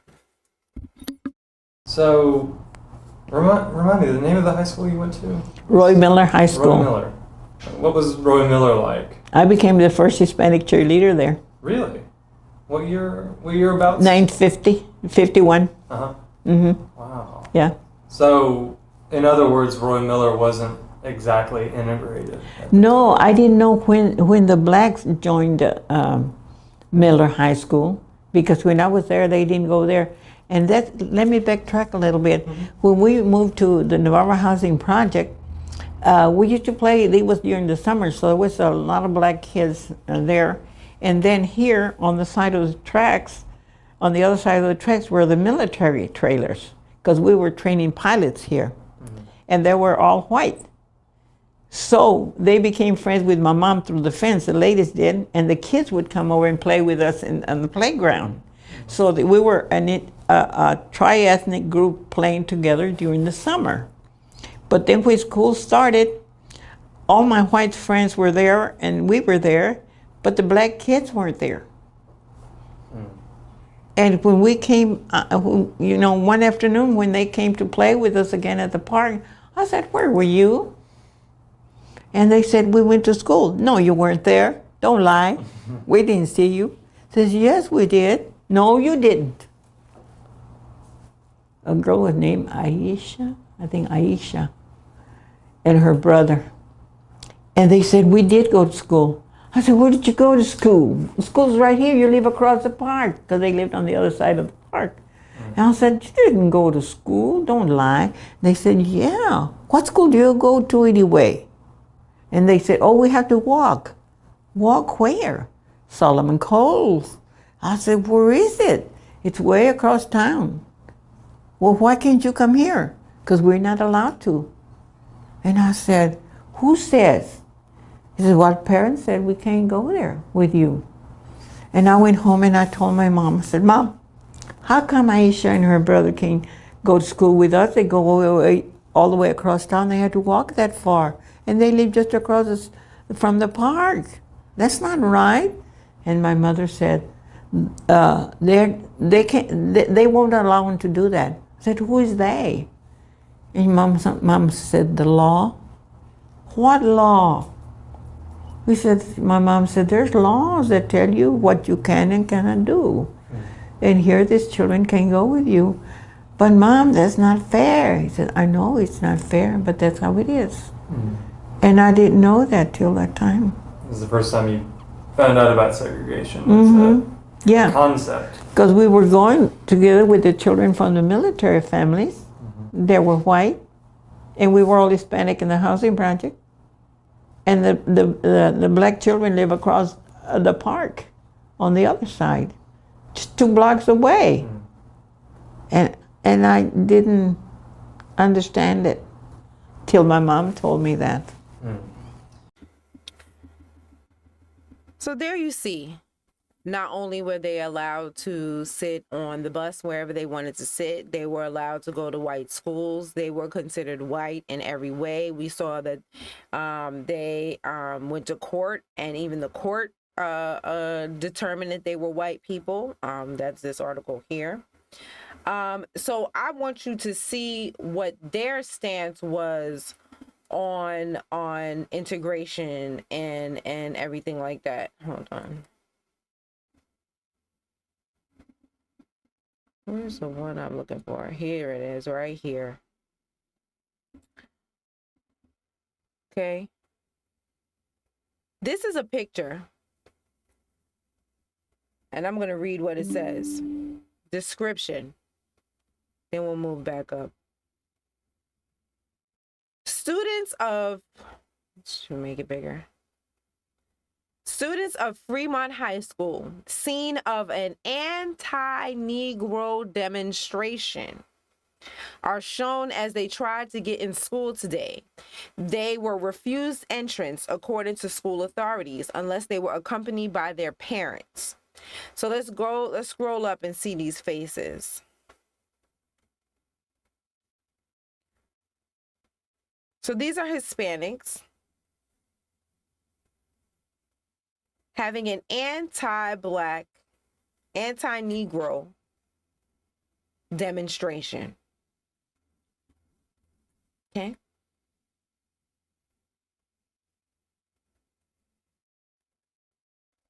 Okay. So not only did they not stand with us, but they had anti-Negro demonstrations. So including them with us, continuously calling it black and brown. Who did that?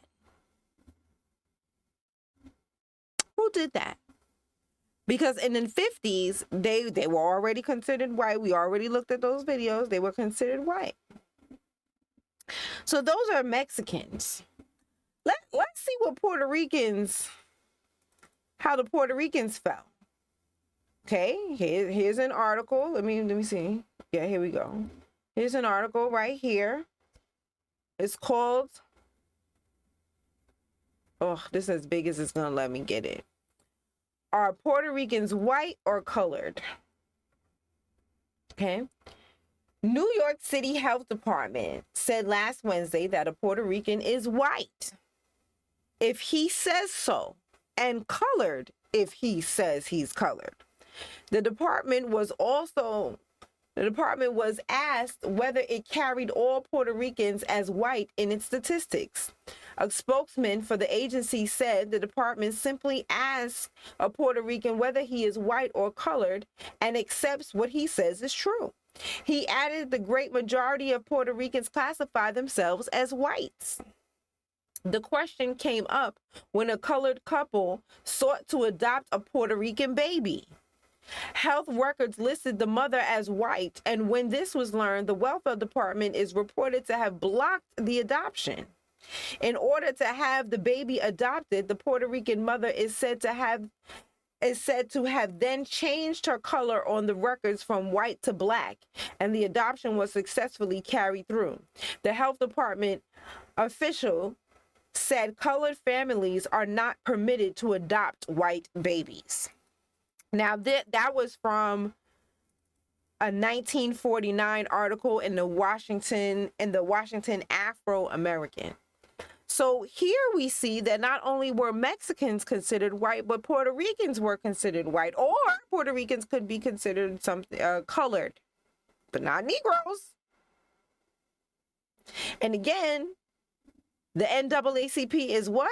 The National Association for the Advancement of Colored People, not Negro people, not black people, but colored people. Okay? And I wanted to read this one right here. Teach a white Puerto Rican to speak good English, said a community leader, and you have a white American citizen who can go as far as ability and the breaks will take him. Teach a Puerto Rican Negro to speak English, and you have an American Negro and all of the discrimination that goes with it.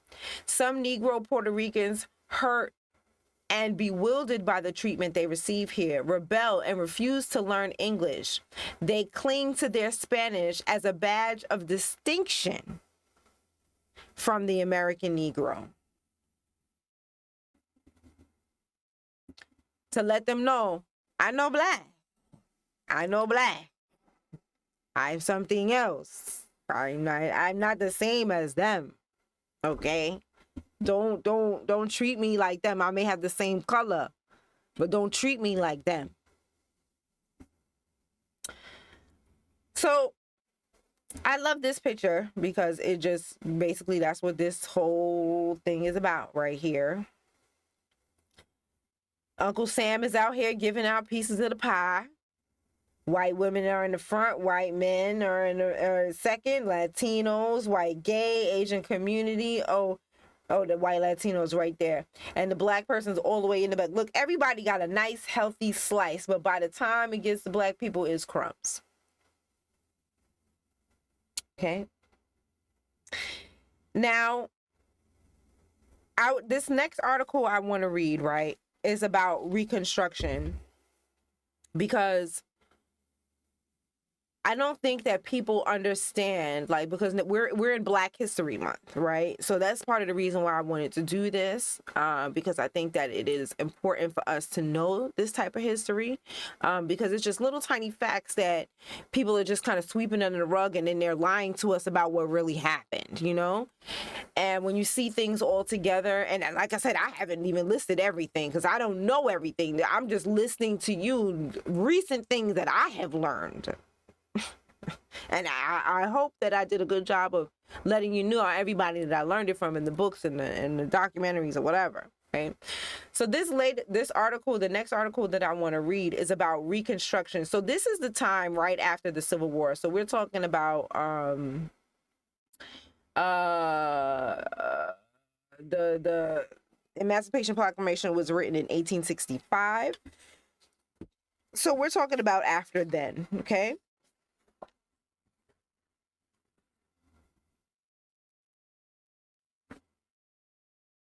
Okay, so this article is from Time Magazine. Oh, my allergies again, guys. It's called The Legacy of Reconstruction Era's Black Political Leaders. And this is just a little fact I don't think a lot of people understand about the Reconstruction period, because right now, like, it really bothers me when people say, oh, you know, people act like we as Black Americans did not run for office and we did not hold offices, and now you have people holding offices who are not Black Americans, and they kind of try to act like they're doing it because what's a good way to say it? That they're the first, or that this isn't something that we have done here. And I just wanted to show some of the things that have happened here. Like, since we're talking about Black history, let's talk about some Black history, okay? Fonner, the author of Freedom's Lawmakers, a directory of Black office holders during Reconstruction, estimates that about 2,000 Black Americans held public office at the local, state, and federal levels during Reconstruction. Did you know that? 2,000, not 100, not 200, not 300, 2,000 Black Americans held all types of offices in the 1800s. So this is right out of slavery. We came out of slavery with a bang. With a bang, straight into from slavery straight into political office.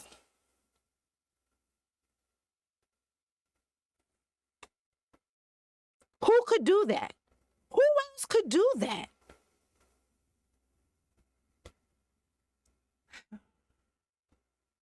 And I also want to point out that they were all Republicans. Now, I'm not advocating for the Republican Party, but I'm going to let you know that they daggone, and who was fighting against them was the Democrats. Okay. So, you know, people want to talk about the lesser of two evils, maybe you shouldn't say things like that. And I think y'all don't learn, Democrats don't learn lessons. They just double down. If we saw that DNC convention they had the other day, they don't learn lessons. That convention was sad. It was sad. It was sad and embarrassing. And you guys will keep losing, because we will not be voting for you.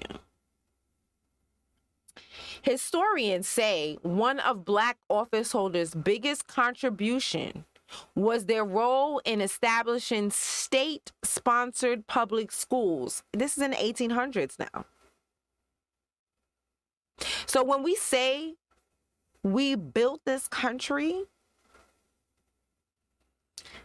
Black lawmakers made up a majority of delegates at the 1868 South Carolina Constitutional Convention, which greenlit tax-funded public schools. Similarly, half of the delegates were Black at the Louisiana Constitutional Convention, which wrote integrated public schools into the new state constitution, though most of the schools remained segregated. Because at the time, we didn't really want integration. I told you, we just wanted the separate but equal. We wanted that equal part to be super equal. Okay?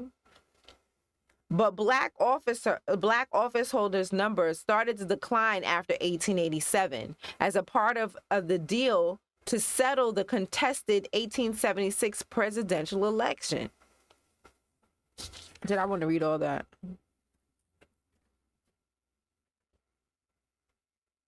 Oh, sorry, I skipped down. The new Constitution also included provisions for public education systems in the South. Black office holders played a role in the creation of public education in the South. Okay? Played a key role. So in the 1800s, over 2,000 of us held public office. Over 2,000 of us held public office. The name of that article was called "The Legacy of the Reconstruction Era's Black Political Leaders." I'm gonna put the link to it in my on the YouTube, because you know Instagram don't allow links and stuff like that. So I'll definitely put the link to that article in my YouTube when I post it, because this is not live on YouTube right now. But yes, so that is a really interesting time. As a matter of fact, Dr. Short just told me about a documentary on PBS Prime again. And this one was called Aftershock. Aftershock. Hold on, because I don't want to tell you the wrong thing. I just had it up.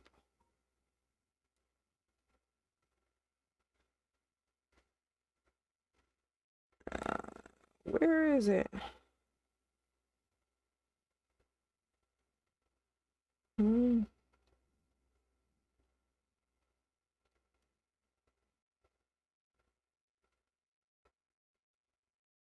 Oh boy.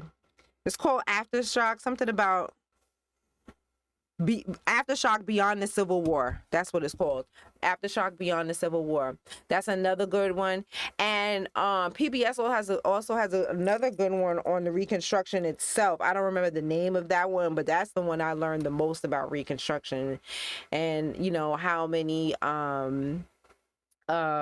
black political office holders there were. So that's, like I said, there was 2,000 of us that held political office here, okay, in this country in the 1800s. So we came out of slavery with a bang. You know, I often hear, you know, people like Dr. Umar talking about, you know, if we had reparations, we wouldn't know what to do with it. Honey, if we came out of slavery and we had 2,000 political representatives, 2,000 black people holding political office, and we were the most literate group in the United States. We will have no problems with our reparations, and even if we do, that's nobody's business. It's our money. We worked for it. It belongs to us. We can do whatever we want with it. Yeah, when somebody's comment section radio said Winston-Salem, North Carolina was on lock. Yes, most of the southern states was on lock. Louisiana, South Carolina, Georgia. It was most of the southern states were on lock. And, you know, then Andrew Jackson got in there and started passing all kinds of laws and going back on his promises, or not. Well, he didn't make no promises on what we were promised by this government and this country. So now, since we touched a little bit about Black History Month, I wanted to read. I think a lot of people are confused as to what Black History Month is supposed to be about. And the one thing I want to say is that I searched it. I asked ChatGPT, who else has Black History Months? Like, what other countries have Black History Months? And the only other countries that have Black History Month, hold on, let me see. Here, let's see. I have them written down.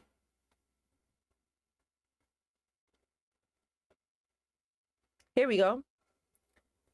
Canada. Canada's Black History Month was first celebrated in 1995. So that's very recent. The United Kingdom has Black History Month. It was first celebrated in 1987, also pretty recent. And the Netherlands, which is not officially recognized, but celebrations began in October 2013. So that's only 3 other countries other than ours, and all of their Black History Month started after ours. Black History Month was originally Black History Week, and that started in 1926. So Black History Month was founded in America because of the oppression that we suffered here.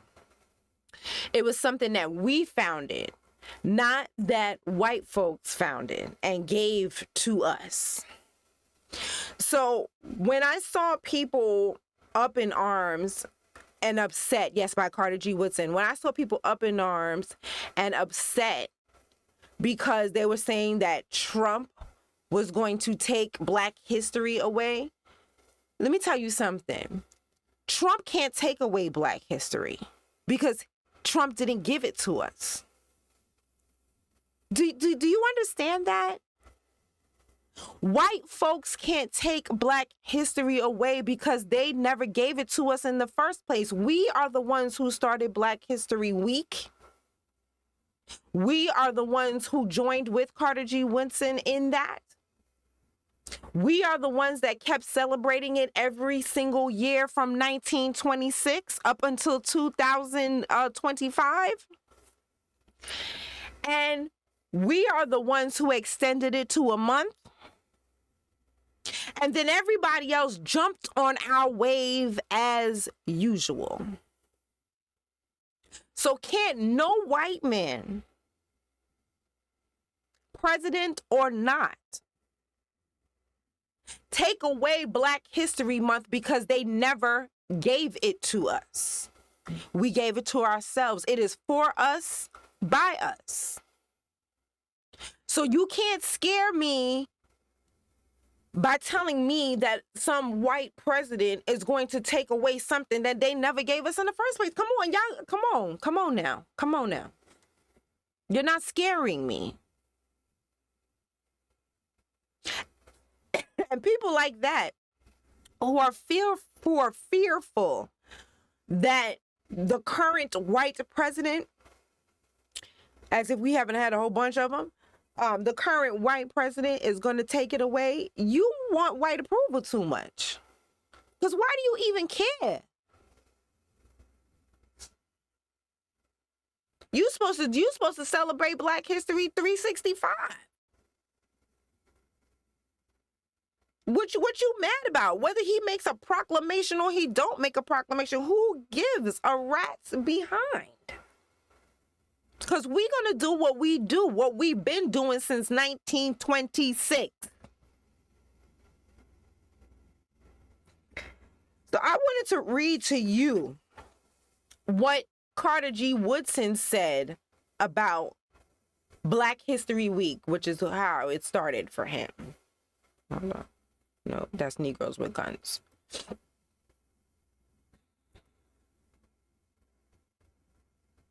Where did I put it? I think it's a PDF too. Here it is. Here we go. So this is his actual words from 1927. At this time, this was the second annual effort, because he said it started in 1926. So this is the second year.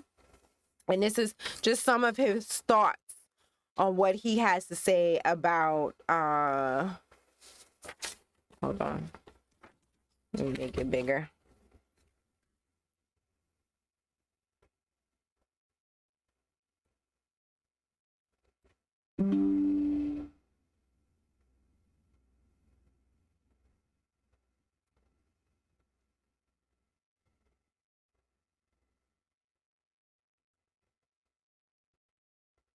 Okay, so yeah, so this is just some of his thoughts. Let me go down. I just want to read because it's long, so I don't want to read the whole thing.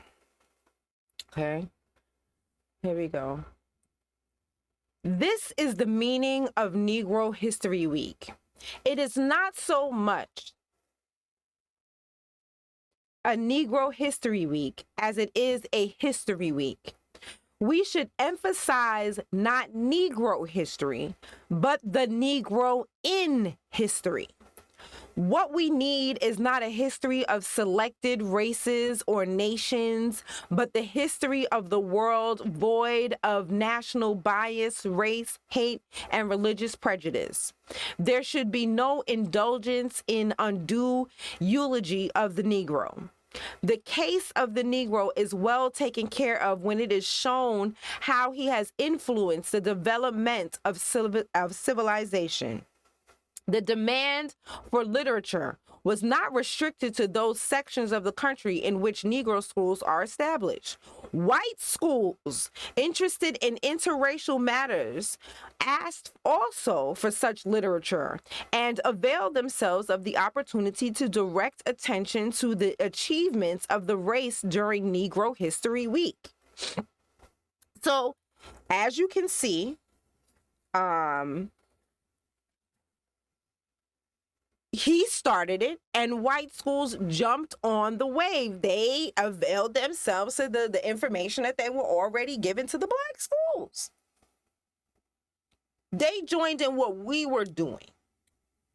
And also, this was to show because they were ignoring our contributions to the country. They were ignoring what we had done here. That is the basis on which Black History Month is started. There's in other countries, or I'm gonna assume that in an African country, you probably don't need Black History Month because all of your history is Black history, right? This is what we created to celebrate ourselves here. And I keep seeing things that are celebrating other people from other places. That is not what this was for. This was for to show what we have done in this country. That is Black History Month. That is Black Negro History Week. The history of Negroes and our contributions to America. That's what it's supposed to be about.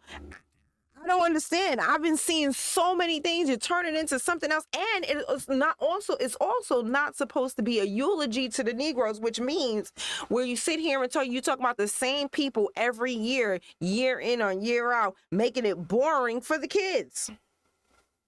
Where the kids don't care nothing about Black history because it's the same information every single year. There's so much new. Did you know that 2,000 Black people held political office in the 1800s? Did you know that? There is so much Black history, especially there's all kinds of history here in New York. Start digging up some stuff to teach these kids and stop teaching them same boring stuff every single year. Rosa Parks, the back of the bus. Come on. There's more than that. The same people every year. Stop. There's more to it than that. We're supposed to focus on the contributions of us to the country. I just wanted to read this part here. I wanted to go further. Hold on, let's see.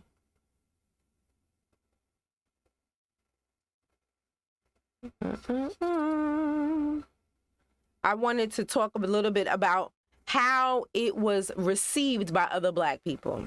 We're reading the Journal of Negro History, written by Carter G. Woodson, which is a year after he started Negro History Week. So we're just reading how it went over in the Black community, okay?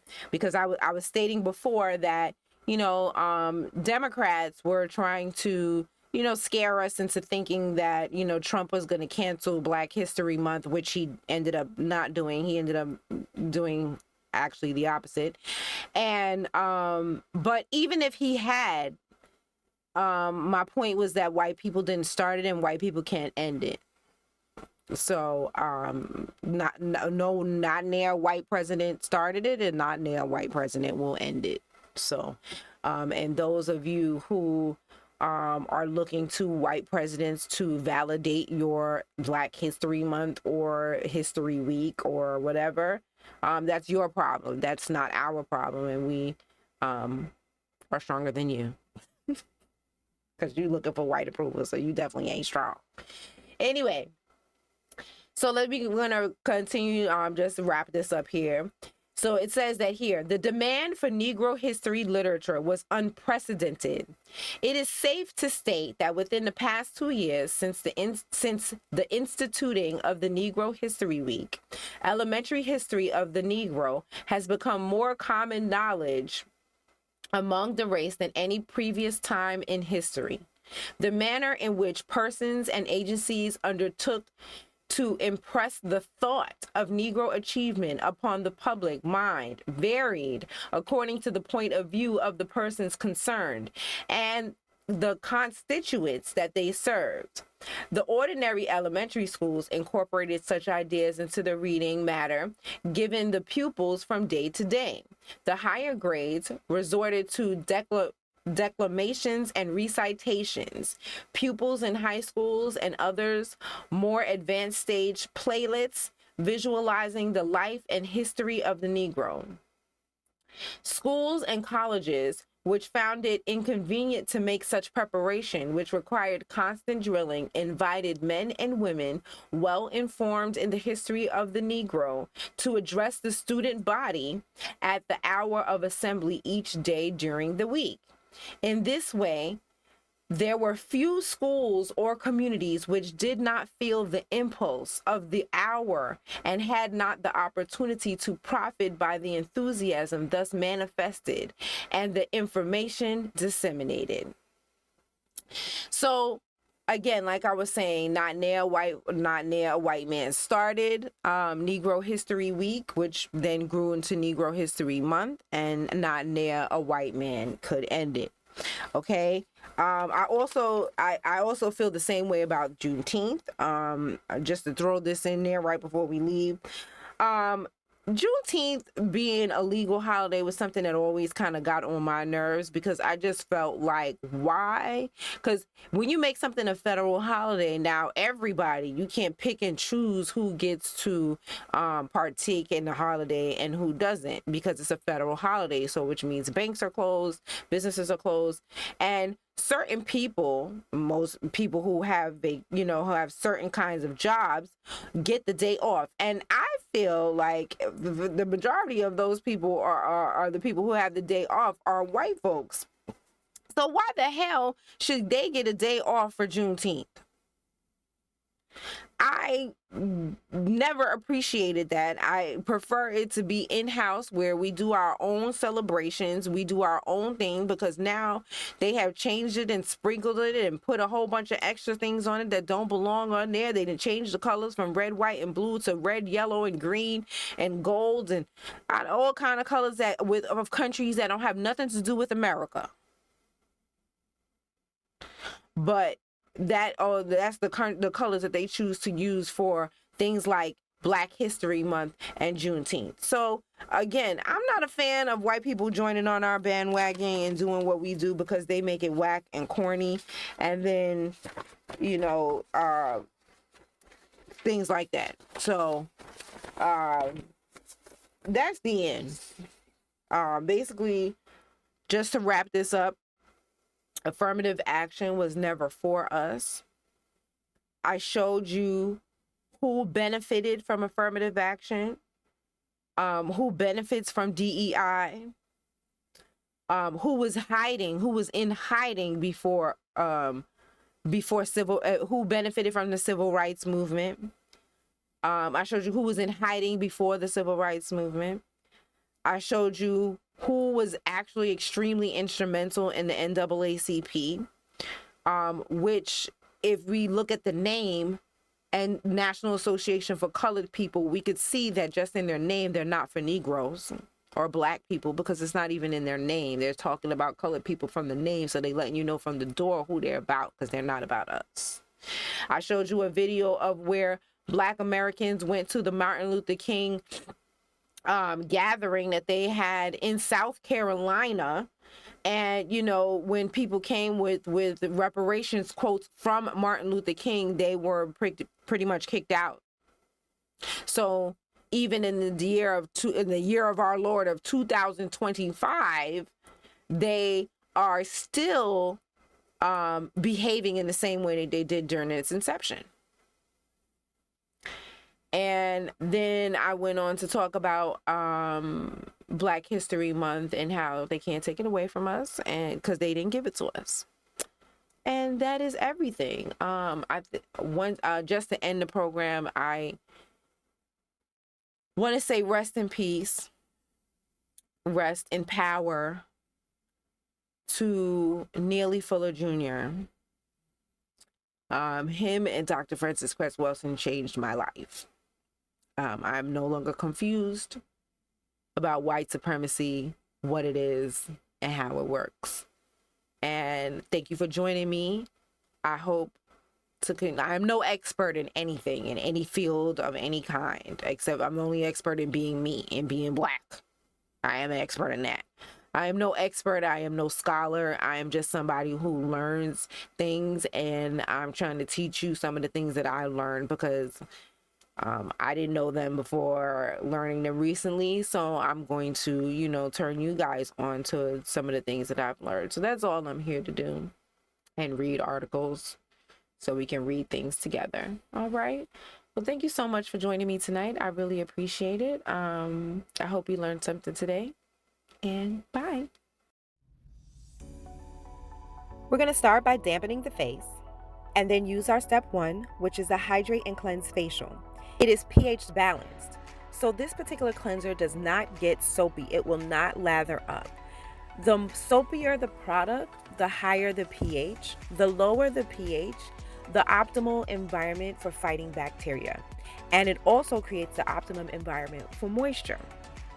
It also creates the optimal environment for vitamin C, which is one of my 5 favorite ingredients, which are collagen, retinol, hyaluronic acid, caffeine, and vitamin C. So lowering the pH makes your skin more open, more susceptible to accepting the vitamin C. This also has my 6th favorite ingredient, which is turmeric. My line is called Even Melanin because every single product will focus in some way on evening your melanin. And this product focuses on evening your melanin, 1, by feeding your skin what it needs, and 2, by using turmeric. I love using that little scrubby pad. It is perfect for exfoliation, gentle exfoliation. It really rubs off the top layer of dead skin. You can use the cleanser and the scrubby pad to remove your eye makeup and your eyebrows and everything. I just didn't want to create a big old mess in this video. The cleanser is gentle enough to remove your eye makeup. So here we're just going to wash it and rinse it clean. Next, we're going to use the gel mask. See, a little bit fell there. It's okay. We're going to keep going. So we just spread that gel mask all over our skin.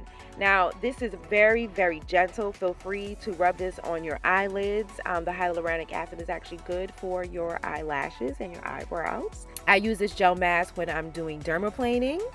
I use this gel mask when I do microneedling. I use this gel mask when I do facial steaming. And I use this gel mask just daily, just to help even out some of the areas on my skin that just need some help sometimes, like especially like the crevices of your eyes, underneath your eyes. You want to make sure that you rub the product in to even that melanin out. Here I'm just giving myself little massages. I'm really, really into facial yoga, facial massage. And ladies, the younger you can get these things in your head, the better. Always rub up. I know it is our instinct to rub down, but rub up. Rub everything up, up, up. Just stopping to give you a little quick look of how dewy and luscious your skin looks. Yes, I love it. Okay, so then you rinse that off, and then we head to our next step. Our next step are the clarifying pore pads. These pads are just the right material to exfoliate further on your skin. So if you wear makeup, foundation, this is perfect to make sure that you got all of the makeup off and removed all of the makeup. And if you have acne like I do, this will make sure that you further kill the bacteria and the germs that cause the acne on the face. The pads also exfoliate. It is also good for killing the germs that eyeliner and mascara leave behind. I was taught that by my eye doctor, that these things leave bacteria in your eye. So these will help kill that bacteria. So feel free to use it and remove your eye makeup as well. Next, this is only for my ladies who suffer with acne. If you do not suffer with acne, you can skip this step. This is the Vanishing Acne Gel. And I just put a thin layer of this on my acne prone areas, which is pretty much my whole face except for my eyes. Next, this is the magic. This is the True Moisture Eye and Face Cream. So I start off with a little bit on my eyes because I want to make sure that it gets into that skin, because the skin on your eyes is the thinnest. So you want to make sure that you put a lot of this product just on the skin. Do not get the product on where your eyelashes come out. It does have retinol, it does have vitamin C, it does have caffeine and collagen in it. It will burn your eyes. So you don't want to put it inside of your eyes. You don't want to get it in your eyes, but you do want to put it on the skin underneath your eyes and on your eyelids so that you can feed that skin so it can start to thicken up, because that is the thinnest skin on your face. So you need to feed it. So now I'm just rubbing it in all over, just feeding my skin all over, giving my eyes just a little bit more moisture and a little bit more love there. Giving a nice massage. Ladies, remember to always rub up, up, up. I'm wearing my braids. Sometimes that braid rubbing on there, it causes me to get a little something. So I just put a little something right there. That's my acne spot treatment there. So that just helps to make sure that that pimple doesn't get any bigger, and I won't have to do anything else to that. And that is it. That is the whole routine. That's it. That is That's how you create flawless skin. Those are the steps for flawless skin, whether you have acne or you don't. Evenmelanin.com, specially formulated by Brooke AZ. Hey fam, tap in with your boy. Let's get us back together, man. I know we can do it. It's your boy Omizen. Did good.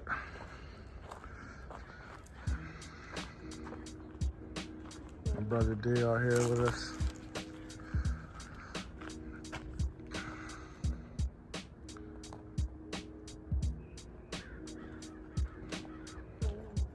Everything. Place, man. It's a beautiful place. Yeah, don't worry about the Red Cross. Donate to them. And if you look at my Twitter, let's go to my Twitter at Juan B. I have my people I want y'all to donate to. I've been posting the links all day.